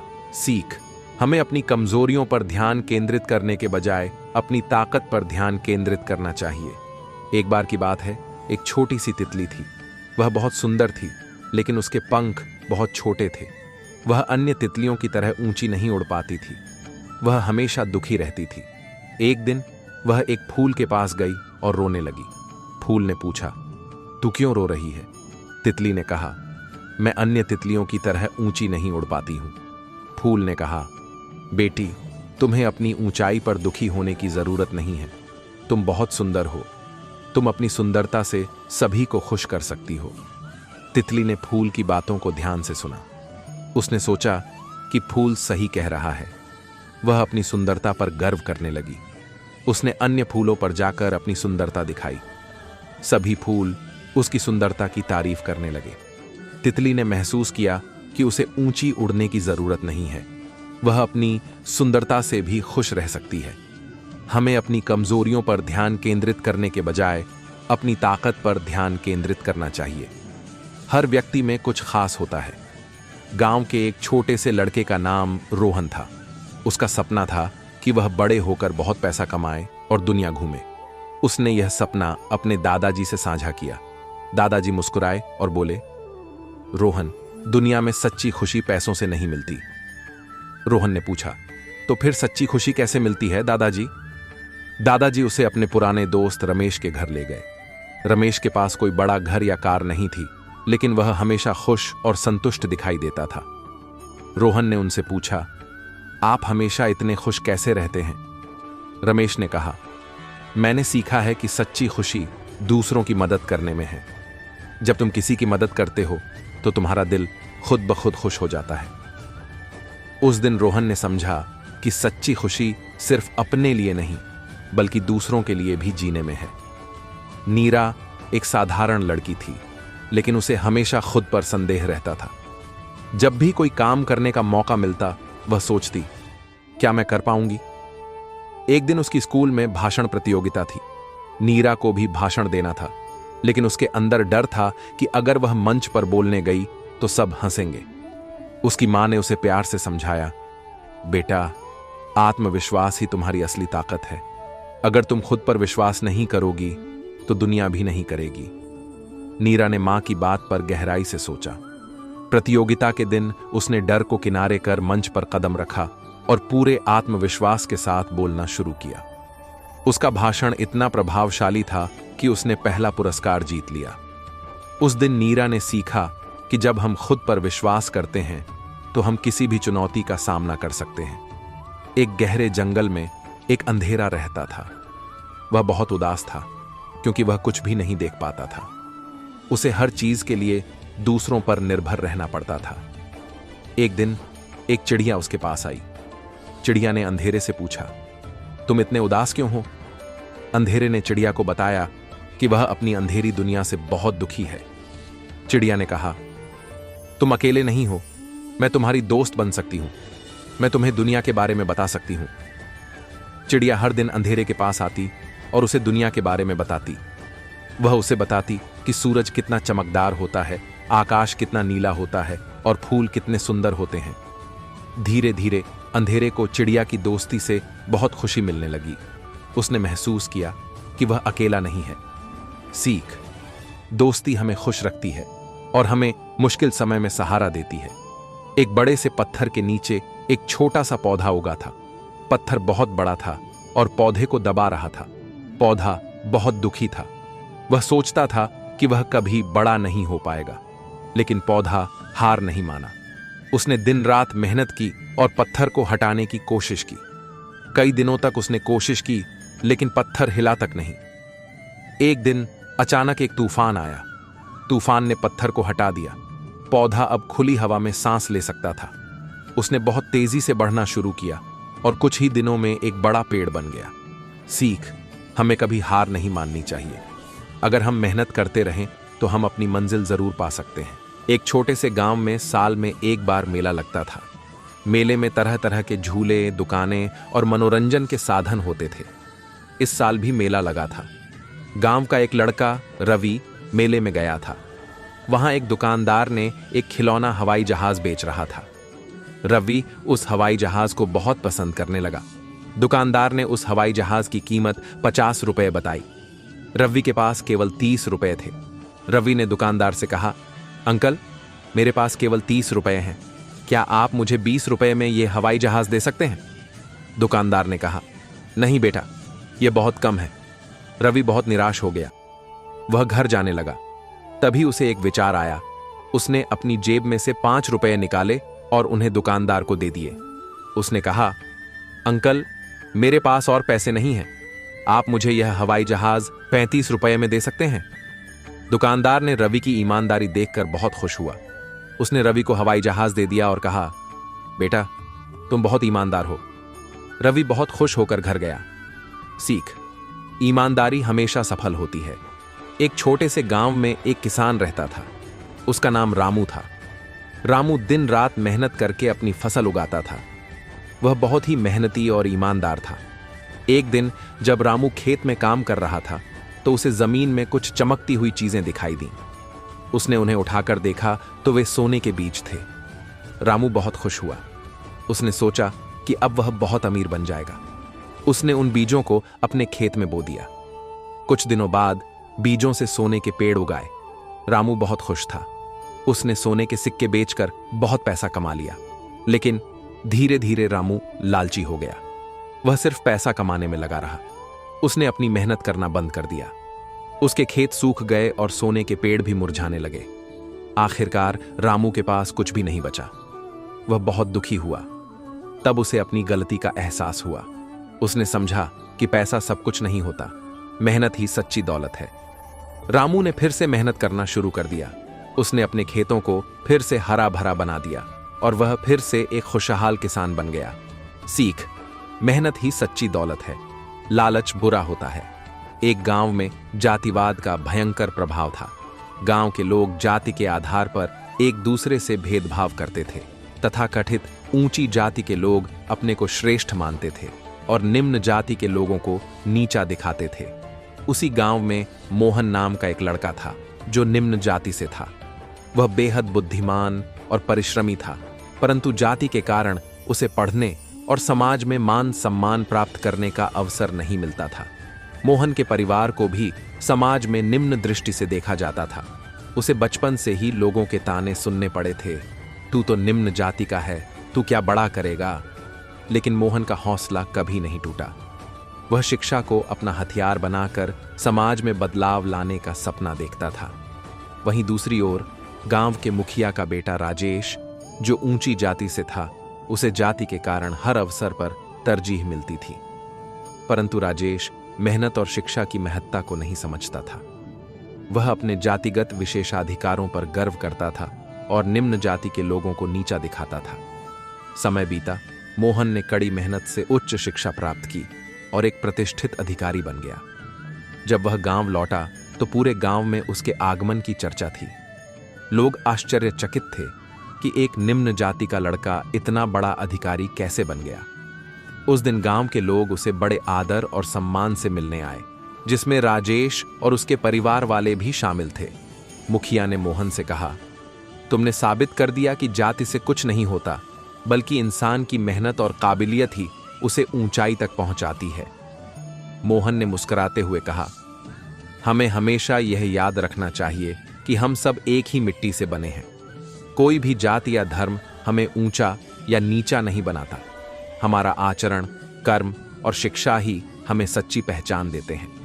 गांव के लोग मोहन की बातों से प्रभावित हुए और उन्होंने जातिवाद को त्यागने का निर्णय लिया। उस दिन से रामपुर में जाति के आधार पर भेदभाव खत्म हो गया। लोग एक दूसरे को इंसान के रूप में देखने लगे, न कि उनकी जाति के आधार पर। शिक्षा। जातिवाद एक अंधविश्वास है जो समाज को बांटता है। हमें यह समझना चाहिए कि हर इंसान का मूल्य उसकी जाति से नहीं बल्कि उसके कर्म और गुणों से होता है। एक छोटा सा गांव था। उस गांव में एक लड़का रहता था जिसका नाम था रवि। रवि हमेशा अंधेरे से डरता था। जब रात होती थी तो वह अपने कमरे में बत्ती जलाकर सोता था। एक रात तूफान आया और बिजली चली गई। रवि डर गया और अपनी मां के पास गया। मां ने रवि को एक दीपक दिया और कहा, बेटा डरो मत, यह दीपक अंधेरे में भी उजाला फैलाएगा। रवि ने दीपक को जलाया और अपने कमरे में चला गया। शुरू में उसे अंधेरा डरावना लग रहा था, लेकिन फिर उसने दीपक की रोशनी पर ध्यान केंद्रित किया। धीरे धीरे उसे लगा कि दीपक की रोशनी से उसका पूरा कमरा जगमगा उठा है। उस रात रवि ने सीखा कि अंधेरे में भी उम्मीद की किरण होती है। हमें बस उस किरण को ढूंढना होता है। सीख। मुश्किल समय में भी हमारे अंदर एक उम्मीद की किरण होती है। हमें उस किरण को जगाना होता है। जब सब सो रहे होते हैं तब आपकी मेहनत का समय शुरू होता है। जब सभी आराम कर रहे होते हैं तब यदि आप मेहनत कर रहे हैं तो यकीन मानिए आप सफलता की ओर एक कदम आगे बढ़ रहे हैं। रात कितनी भी काली क्यों ना हो, सुबह जरूर होती है। यह बात हमें यह प्रेरणा देती है कि किसी भी मुश्किल परिस्थिति से बाहर निकलने का रास्ता हमेशा होता है। बस हमें धैर्य रखना चाहिए और आगे बढ़ते रहना चाहिए। अपने विचारों को इतना ऊंचा बनाओ कि वह आपके लक्ष्य को अपने आप खींच लाएं। इस कोट में बड़ी सोच और मोटिवेशनल का मेल है। यह हमें यह बताता है कि हमें हमेशा ऊंचे विचार रखने चाहिए और अपने लक्ष्यों के प्रति समर्पित रहना चाहिए। लक्ष्य तक पहुंचने के लिए मेहनत करनी होती है। केवल सोचने से कुछ नहीं होता। केवल सोचने से कुछ नहीं होता। हमें अपने सपनों को पूरा करने के लिए मेहनत भी करनी होती है। एक अंधी लड़की की जिसे अपनी आंखों से कुछ भी नहीं दिखाई देता था, जिससे वह पूरी दुनिया से, समाज से बिल्कुल अलग रहती थी। किसी से इसी वजह से लोगों से सही से बात भी नहीं कर पाती। यह सारी समस्या उसकी बचपन से ही थी। वह लड़की अकेला ही रहना पसंद करती थी। उसने यह डिसाइड कर लिया था कि अब उसको अपनी जिंदगी अकेले ही काटनी है। वह रोज सवेरे एक पार्क में जाया करती थी जॉगिंग करने के लिए, और एक ऐसी सुबह जाती पार्क में जॉगिंग करने के लिए, लेकिन पास एक लड़का आता और वो उससे बात करना चालू करता है तो उस लड़की को बहुत अच्छा लगता है। अंदर से पॉजिटिविटी फील होता है। और जब वह लड़की फिर सुबह पार्क में जाती है तब भी वह लड़का वहीं उस लड़की का इंतजार कर रहा था। बात करने के लिए यही प्रोसेस रोज का होने लगा। उस लड़की की लाइफ में जो अंधेरा था उस लड़के की वजह दूर हो चुका था। वो जो लड़का होता है उस लड़के को लड़की से प्यार कर बैठता है, लेकिन बोलने की हिम्मत नहीं होती है कि लड़की से कह सके। ऐसे ही वो दोनों एक दिन पार्क में बैठे होते हैं तो लड़की कहती है, अगर मेरे पास आंखें होती तो मैं तुमसे शादी कर लेती। और जब लड़के ने यह बात सुनी तो वह लड़का बहुत खुश हो जाता। और कुछ दिन बीतने के बाद लड़की को किसी ने अपने आंखें ही डॉन्टे कर दी थी, जिसकी वजह से उस लड़की को नई आंखें मिल जाती और इस दुनिया को देखने मौका मिलता है। औरत वह लड़की अपनी नई आंखों के साथ उस लड़के से मिलने जाती पार्क में। तो उस लड़के ने क्या अब तुम मुझसे शादी कर सकती हो, तो उस लड़की ने उससे माना कर देती। यह बात सुनकर उस लड़के को बहुत बद्धा झटका लगता है और उस लड़के के हाथ में एक चिट्ठी होती है जो उस लड़की को पकड़ के चला जाता है। और उस चिट्ठी में यह लिखा होता कि मेरी आंखों का ध्यान रखना। हमें यह कहानी से सीखने को मिलता है कि जैसे जैसे परिस्थितियां और हालत बदलते हैं वैसे वैसे उसकी सोच बदलती जाती है। कहते हैं अगर जिंदगी में सब कुछ भूल जाओ तो कोई गम नहीं, लेकिन जिन्होंने आपकी मुश्किलों पर खड्डे थे उनको भूल जाओ तो ये बात बहुत गलत है। आप हमेशा सेल्फिश मत। आपके हालात जितने अच्छे होते जाए तो आपको और दयालु बनना चाहिए। किसी के साथ धोखा न करे। अगर किसी ने विश्वास किया है तो आप भी खरे उतरो। ये नहीं कि आपके अंदर घमंड आ जाए अगर आपका काम बन जाए। आज हम आपको एक ऐसे LDRDDHK के बारे में बताने जा रहे जिसको जानने के बाद शायद आप इमोशनल हो जाओगे। एक जो बहुत गरीब परिवार से आता है। वह लड़का प्रश्न लिखने में बहुत तेज था, जो क्लास 5th में अपने घर मेडल लेकर आया, लेकिन कहते हैं गरीबी जब इम्तिहान लेती तो अच्छे अच्छों को काम करने के लिए मजबूर कर देती है, जो कि उस लड्डेचके के साथ भी वही हुआ। उसे अपने घर के हालत देखे नहीं गए। जो पढ़ाना चाहता था वही अब काम के लिए इधर उधर भटकने लगा। फिर जाके उसे BR हुंडई कंपनी में काम मिला। पढ़ाई ज्यादा नहीं होने की वजह से उसे वॉशिंग क्लीनिंग का काम करना पड़ा। करता तो क्या करता, जिंदगी उसे पैसे कमाने के लिए मजबूर चुकी थी। अब ऑप्शन कोई और नहीं था। कुछ दिन करने के बाद उसे लगा वह भी आगे बढ़े और उसने ठाना की अब मुझे भी कार चलाना सीख लेना चाहिए। जब उसने कोशिश किया तो वह कुछ समझ नहीं पाया और कार को एक्सीडेंट कर दिया। वह बहुत डर चुका था। लोग उसको बहुत भला बुरा बोल रहे थे, लेकिन अब गलती भी थी तो करता भी क्या करता, सुनना पढ़ा मित्र। अभी तो उसकी उम्र भी ज्यादा नहीं थी, काम की महज 17 वर्ष का ही था। लेकिन गरीबी बहुत अजब चीज जो उस लड्डिशके को यहां तक लेकर आई। ऐसे करते उसको सैलरी के रूप में मात्र 5,000 रुपए हाथ लगे। बाकी के पैसे कट गए थे जो कार डैमेज हुई थी उसकी भरपाई के लिए। लेकिन वह पहली बार इतना पैसा कमाया था जिसकी वजह से वह बहुत ज्यादा खुश था, मानो उसने जग जीत लिया हो। इतना खुश, लेकिन ये उसको नहीं पता था कि ये उसकी खुशी कुछ समय ही रहने वाली है। शायद प्रकृति को यही मंजूर था। अगले ही कुछ दिनों के बाद उसको वहां से निकाल दिया जाता है। उसको बहुत ज्यादा दुहुक होता है और वह नौकरी की तलाश में लखनऊ और फिर उसकी किस्मत मुंबई की ओर ले जाती है, जहां उसे भी नहीं पता वहां उसके लिए क्या होने वाला है। इधर वह बिना घर के परिजनों को बताए ही निकल पड़ता है मुंबई। जब उसके पिताजी को पता चलता कि बेटा उससे बहुत दूर जा रहा है तो वह फोन पर फफक फफक कर रोने लगते हैं। ये होती है गरीब लड्डेचके की जिंदगी, जो उसको भी नहीं पता होता है कि कहां ले जाएगी। इसलिए अपने माँ बाप का ख्याल रखो, कब वो तुमसे बिछड़ जाए या आपको उनका साथ कब छोड़ ना पड़े, कुछ पता नहीं दोस्त। अगर माँ बाप तुम्हें पढ़ा रहे तो जी तो डा मेहनत कर पढ़ लो, मौका दोबारा नहीं आता। जैसा इस गरीब लड्ढके के साथ हुआ है, कहीं आपके साथ ना हो। बारिश का मौसम था और एक पिता अपने 7 साल के बच्चे को दोपहर के समय में स्कूल से लेकर आ रहे थे। पिता और वो बच्चा दोनों सड़क पर पैदल जा रहे थे। तभी चलते चलते पिता ने अपने बच्चे से पूछा कि बेटा, तुम्हें आज स्कूल में टीचर ने क्या करवाया? तभी बेटे ने पिता से कहा कि पापा, आज इंग्लिश के टीचर ने हमें नैतिक शिक्षा, मॉरल एजुकेशन दी और टीचर ने हमें ये भी कहा ही हमें हमेशा दूसरों की मदद करनी चाहिए, चाहे कैसी भी परिस्थिति क्यों ना हो। टीचर ने हम सभी को ये भी कहा है कि घर जाकर किसी न किसी व्यक्ति की मदद जरूर करना और कल आकर बताना कि तुमने किसकी मदद की है। पापा ने अपने बेटे से कहा कि बेटा, मैं तुम्हारा होमवर्क कर दूंगा। दोनों चलते चलते जा रहे थे, तभी बारिश शुरू हो गई। पिता के पास 2 छाते थे। पिता ने एक छोटा छाता अपने बच्चे को दे दिया और एक बड़ा छाता खुद इस्तेमाल करने लगे। वो दोनों बारिश का मजा लेते हुए घर की ओर आगे बढ़ने लगे। रास्ते में बच्चे ने देखा कि सड़क के किनारे एक कुत्ते का बच्चा बैठा हुआ है।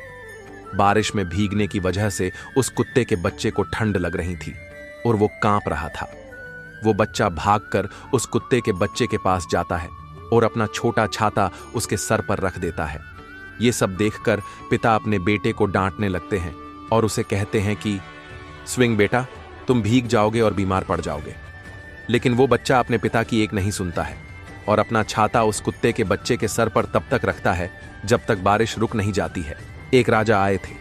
राजा ने उस विद्वान से पूछा कि क्या इस दुनिया में ऐसा कोई व्यक्ति है जो बहुत महान हो लेकिन उसे दुनिया वाले नहीं जानते हो? विद्वान ने राजा से विनम्र भाव से मुस्कुराते हुए कहा, हम दुनिया के ज्यादातर महान लोगों को नहीं जानते हैं। दुनिया में ऐसे कई लोग हैं जो महान लोगों से भी कई ज्यादा महान हैं। राजा ने विद्वान से कहा, ऐसा कैसे संभव है? विद्वान ने कहा, मैं आपको ऐसे कई व्यक्तियों से मिलवाऊंगा। विद्वान राजा को लेकर एक गांव की ओर चल पड़े। रास्ते में कुछ दूरी पर पेड्डेच के नीचे एक बूढ़ा आदमी उनको मिला। उस बूढ़े आदमी के पास पानी का एक गड्ढा और कुछ रोटियां थीं। विद्वान और राजा ने उससे मांगकर रोटी खाई और पानी पिया। जब राजा उस बूढ़े आदमी को रोटी के दाम देने लगा तो वह आदमी बोला, महोदय, मैं कोई दुकानदार नहीं हूं। मैं बस वही कर रहा हूं जो मैं इस उम्र में करने योग्य हूं। विद्वान ने राजा को इशारा करते हुए कहा कि देखो राजन, इस बूढ़े आदमी की इतनी अच्छी सोच ही इसे महान बनाती है। फिर दोनों ने गांव में प्रवेश किया। वहां पर उन्हें एक स्कूल नजर आया। स्कूल में उन दोनों की मुलाकात एक शिक्षक से हुई। राजा ने उससे पूछा कि आप इतने सारे छात्रों को पढ़ाते हो तो फिर आपको कितनी तनख्वाह मिलती है। उस शिक्षक ने राजा से कहा कि महाराज, मैं तनख्वाह के लिए नहीं पढ़ा रहा हूं। यहां पर कोई शिक्षक नहीं था और विद्यार्थियों का भविष्य दांव पर था। इस कारण मैं उन्हें मुफ्त में शिक्षा देने आ रहा हूं। विद्वान ने राजा से कहा कि महाराज, दूसरों के लिए जीने वाले बहुत ही महान होते हैं। विद्वान की बात राजा अच्छे से समझ गए कि वास्तव में महान लोग कैसे होते हैं। एक मछली मार कांटा डाले तालाब के किनारे बैठा हुआ था। काफी समय हो गया, पर फिर भी उसके कांटे में कोई मछली नहीं फंसी और न ही कोई हलचल हुई। वह सोचने लगा, कहीं ऐसा तो नहीं कि मैंने कांटा गलत जगह डाला है जहां कोई मछली ही ना हो। उसने तालाब में झांका तो देखा कि उसके कांटे के आसपास तो बहुत सी मछलियां थीं। उसे बहुत आश्चर्य हुआ कि इतनी मछलियां होने के बाद भी कोई मछली फंसी क्यों नहीं। एक राहगीर ने जब यह नजारा देखा तो उसने मछली मार से कहा, लगता है भैया आप यहां पर मछली पकड़ने के लिए बहुत दिनों बाद आए हैं। भैया, क्या आपको नहीं पता कि अब इस तालाब की मछलियां कांटे में नहीं फंसती? मछली मार ने बड़ी हैरानी के साथ पूछा। क्यों, ऐसा क्या है इस तालाब में? राहगीर ने जवाब दिया, कुछ दिन पहले ही इस तालाब के किनारे एक संत ठहरे थे। उन्होंने यहां मौन की महत्ता पर प्रवचन दिया था। उनकी वाणी इतनी प्रभावशाली थी कि जब वे प्रवचन देते थे तब इस तालाब की सारी मछलियां भी बड्ढे ध्यान से सुनती थीं। उस राहगीर ने आगे कहा, यह उनके प्रवचन का ही असर है कि उसके बाद जब भी कोई इन्हें फंसाने के लिए कांटा डालकर बैठता है तो ये मौन धारण कर लेती है। जब मछली मुंह खोलेगी ही नहीं तो कांटे में फंसेगी कैसे? इसलिए बेहतर यही होगा कि आप किसी और जगह पर जाकर कांटा डालो। ईश्वर ने हर इंसान को 2 आंखें, 2 कान, 2 नासिका, हर इंद्रियां दो दी है, पर जीभ एक ही दी। इसका क्या कारण रहा होंगे? क्योंकि यह एक ही अनेकों भयंकर परिस्थितियां पैदा करने के लिए पर्याप्त है। संत ने कितनी सही बात कही कि जब खोलोगे ही नहीं तो फंसोगे कैसे? अगर इंद्रियां पर संयम करना चाहते हो तो इस जीभ पर नियंत्रण कर लो, बाकी सब इंद्रियां स्वयं नियंत्रित रहेगी। ये बात हमें भी अपने जीवन में उतार लेनी चाहिए। कई बार व्यक्ति के अनुचित या व्यर्थ बोल से बनते काम भी बिगड़ जाते हैं। जीवन भर के लिए रिश्तों में कड़वाहट पैदा हो जाती है। उसका समाज में यश गिर जाता है। वर्तमान में देखे तो बहुत सी समस्याएं का कारण ज्यादा बोलना या अनुचित बोलना ही है। ईश्वर कहते हैं कि कम बोलो, धीरे बोलो और मीठा बोलो। हमारी मीठी वाणी से बिगड़ते काम भी बन जाते हैं, लोगों की दुआओं के पात्र बन जाते हैं। वाणी से हमारे व्यक्तित्व की पहचान होती है। जिस व्यक्ति का व्यक्तित्व जितना गंभीर गुणों से भरपूर होता है, उसकी वाणी में उतनी ही विनम्रता होती है। विनम्रता पूर्वक व्यवहार हमारे चरित्र को ऊंचा बनाता है, समाज में सम्मान दिलाता है। कई बार न बोलना भी उचित होता है। एक गांव में एक आदमी सुबह सुबह तालाब की ओर मछली पकड़ने की झाल लेकर निकल पड़ा था। तालाब के पास पहुंचने पर उसे एहसास हुआ कि अभी प्रकाश पूरा फैला नहीं है। थोड़ी देर मस्त वातावरण में इधर उधर टहलता रहा। अचानक उसका पैर एक बड़े झोले से टकराया। आश्चर्य से उसने उसमें हाथ डाला तो उसे पता चला कि झोले में एक से बढ़कर एक चमकदार पत्थर थे। अंधेरा होने की वजह से उसे तो कुछ पता नहीं था, बस टाइम पास करने के लिए उसने उसमें से एक के बाद एक पत्थर नदी में फेंकना शुरू कर दिया। थोड़ी देर में उसने झोला लगभग खाली कर दिया। जब आखिरी एक पत्थर बचा था तब पूरा सवेरा हो चुका था। सुबह के उजाले में उसने पाया कि अंतिम पत्थर जो उनके हाथ में था वह बहुत ही चमकीला था। पत्थर के चमकीलेपन को बस देखते ही रह गया। वह कोई मामूली पत्थर नहीं था, बल्कि अमूल्य हीरा था। जब उसे मालूम हुआ कि तालाब में अब तक उसने जिसको पत्थर समझकर फेंक दिया वह सारे के सारे अनमोल हीरे थे, तब वह चीख चीख कर रोने लगा। वह बार बार अपने हाथ में पकड़े हुए अंतिम हीरा, जिसको वह पत्थर समझ रहा था, उसके लिए वह अंधेरे को दोष दे रहा था। तालाब के किनारे दुखी होकर बैठ गया। तभी उस वक्त वहां से एक साधु निकले। उसके पास से सारी हकीकत जानने पर साधु ने उसे कहा, अरे इसमें रोने की क्या बात है, तेरा सब कुछ कहां लूट गया है। तू तेरी जात को नसीबदार समझ, क्योंकि तेरा बहुत बड़ा नसीब है कि आखिरी हीरा फेंकने से पहले ही उजाला हो गया, वरना ये हीरा भी तेरे हाथों से जाने ही वाला था। इस मूल्यवान हीरे की कीमत तुझे पता है? इस एक हीरे से भी तेरी जिंदगी का नक्शा बदल सकता है। अब जो तेरे बस की बात नहीं है उस पर चीखने चिल्लाने से क्या फायदा। अब जो तेरे हाथ में है उसकी खुशी तुझे मनानी चाहिए। साधु की बात सुनकर उसका मन कुछ हल्का हुआ। वह प्रसन्न चित्त से घर वापस आ गया। दोस्तों, जो बीत गया सो बीत गया। जो बात हमारे बस की नहीं है उस पर शोक मनाने से हमारे हाथ में क्या आएगा, लेकिन जो भी हमारे पास है उसको हमें लाइफ में सेलिब्रेट करना सीखना चाहिए। हरिवंश राय बच्चन की प्रसिद्ध काव्य पंक्ति है, एक सोसाइटी में बहुत ही नेक दिल एक इंसान रहता था। बहुत ही परिश्रमी और प्रामाणिक था। जो भी उसके संपर्क में आता था वह सभी लोग उसके अच्छे व्यवहार से बहुत खुश हो जाते थे और उसकी दिल खोलकर तारीफ करते थे। एक दिन वह अपने ऑफिस से घर लौट रहा था। उस वक्त उसने रास्ते में अपने मोहल्ले के कुछ लोगों को गपशप करते सुना। ध्यान से सुनने पर उसे पता चला कि वे लोग उसके बारे में ही बातें कर रहे थे। अब उससे रहा नहीं गया। उसको लगा कि यह लोग निश्चित ही उसकी तारीफ करते होंगे। चुपचाप वह उन लोगों के पीछे जाने लगा। लेकिन जब उसे पता चला कि यह लोग तो प्रशंसा करने की जगह उसकी बुराई कर रहे थे। कोई कहता था, यह इंसान तो बहुत ही अभिमानी है, तो कोई बोल रहा था कि यह तो अंदर से कुछ और बाहर से कुछ और है। कुछ लोग उसे ढोंगी बता रहे थे, तो कुछ लोग सिर्फ दिखावा कह रहे थे। ये सारी बातें सुनकर उस इंसान के दिल पर बहुत गहरी चोट लगी, क्योंकि आज तक उसने अपने बारे में ऐसा कभी नहीं सुना था। उसका दिमाग सुन्न हो गया था। जहां भी जाता और किसी को बातें करते देखता तो उसे दाल में कुछ काला ही नजर आता था। उसके दिमाग में एक ग्रंथि बंध गई थी कि लोग उसके बारे में बुरा सोच रहे हैं, बुरा बोल रहे हैं। ऐसी नकारात्मक सोच का असर ऐसा पड़ा कि कभी कभी तो जब उसकी प्रशंसा की जाती थी तब भी उसे ऐसा ही लगता था कि लोग उनकी मजाक उड़ा रहे हैं। अब ऐसी सोच की वजह से आसपास के सभी लोगों को ऐसे लगने लगा कि मोहन में कुछ बड़ा परिवर्तन आ गया है, और उसकी वाइफ भी अपने पति के ऐसे बदलाव से बहुत आश्चर्य में थी। एक बार उसने उसे पूछा, आप इतने बदले बदले से क्यों लग रहे हो? क्या इसकी वजह मैं जान सकती हूं? उसने उदास मन से जो कुछ भी हुआ था वह सब बता दिया। पत्नी ने कई देर तक सोचा और बाद में उसे याद आया कि शहर में एक प्रेरणात्मक सेमिनार होने वाला था। वहां पर एक से बढ़कर एक वक्ता आने वाले थे। उसने अपने पति को इस सेमिनार के बारे में बताया और कहा कि यह सेमिनार हमें जरूर अटेंड करना चाहिए, हमारी समस्या का कुछ ना कुछ हल निकल आएगा। दूसरे दिन वे सेमिनार में पहुंचे। कार्यक्रम के दौरान इस इंसान ने अपनी बात वक्ता के सामने रखी। उसने बताया कि अब लोग पहले जैसे नहीं रहे, सभी लोग मेरे बारे में गलत सोचते हैं। मैं अब अच्छा इंसान नहीं रहा। आप बताइए मुझे कि पहले की तरह मैं अपनी क्रेडिट कैसे प्राप्त कर सकता हूं। वक्ता को पूरी बात समझ में आ चुकी थी। उसने उसको पास के एक गांव की शिविर में भेजा और कहा कि आप वहीं पर रात के समय ठहरना। उसने सारी रात शिविर में बिताई।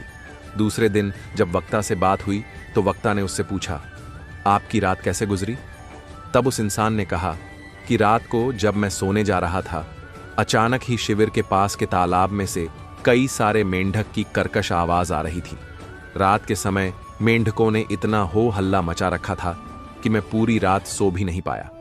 मुझे इस बात का आश्चर्य हो रहा है कि इतने कोलाहल में गांव के लोग कैसे सो पाते हैं। तभी वक्ता बोला, अब हो भी क्या सकता है, क्या आपसे कुछ होगा? उसने कहा, इतना कोलाहल सुनने पर तो लगता है कि मेंढकों की संख्या 1-2 नहीं लेकिन हजारों में होगी। मैं जितने हो सके उतने मजदूरों को लेकर कल आता हूं और सभी मेंढकों को पकड़कर दूर नदी में छोड़ा आता हूं। अगले दिन वह इंसान कई सारे मजदूरों को लेकर वहां आ गया था और वह वक्ता अभी खड़े खड़े यह सब कुछ देख रहा था। छोटे से तालाब में सब मजदूरों ने मिलकर जाल डालकर मेंढकों को पकड़ना शुरू किया। देखते ही देखते कई सारे मेंढक पकड़ लिए गए। जब उस इंसान ने देखा कि ज्यादा से ज्यादा 90 से 100 मेंढक ही पकड़े गए हैं तो वह बोला कि कल रात तो इस तालाब में हजारों की संख्या में मेंढक थे। रात के समय सारे के सारे कहाँ चले गए और बस इतने ही बचे हैं। अब वक्ता ने उसे समझाते हुए कहा, सभी मेंढक यहीं के यहीं हैं। तुमने कल यही सारे मेंढकों की ध्वनि सुनी थी। ये सारे मिलकर इतना हो हल्ला मचा रहे थे कि तुम्हें इसकी संख्या हजारों में लगी। अब आप ध्यान से समझो। इसी प्रकार जब तुम अपने आसपास के कुछ ही लोगों को अपने बारे में भला बुरा बोलते सुना तो तुम भी बहुत बड़ी गलती कर बैठे। तुम्हें ऐसा लगने लगा कि जो कोई भी तुम्हारे संपर्क में आ रहा है वह हर आदमी तुम्हारे बारे में गलत सोच रहा है, गलत बोल रहा है। अब जो लोग ऐसा बोल रहे थे उसकी संख्या इस मेंढकों की संख्या जितनी ही थी। अब अगली बार किसी को अपने बारे में भला बुरा बोलते सुनो तो इतना ध्यान में रखना हो सकता है कि बहुत थोड़ी संख्या में लोग आपके बारे में ऐसा बोल रहे हो। और हाँ, एक बात और, चाहे तुम कितने भी अच्छे इंसान क्यों ना हो, समाज में कोई तो ऐसा होगा ही जो तुम्हारी बुराई करेगा ही करेगा। अब उस इंसान की आंखें खुल चुकी। वह फिर से अपने पुराने व्यक्तित्व की तरफ लौट जाने की एक नई दिशा उसे मिल गई थी। दोस्तों, हमें भी इस इंसान की तरह हमारे आसपास के और समाज के कुछ लोगों के व्यवहार को सभी लोगों से नहीं जोड़ना चाहिए। एक हिंदी फिल्म के गाने की बहुत ही असरदार पंक्तियां हैं,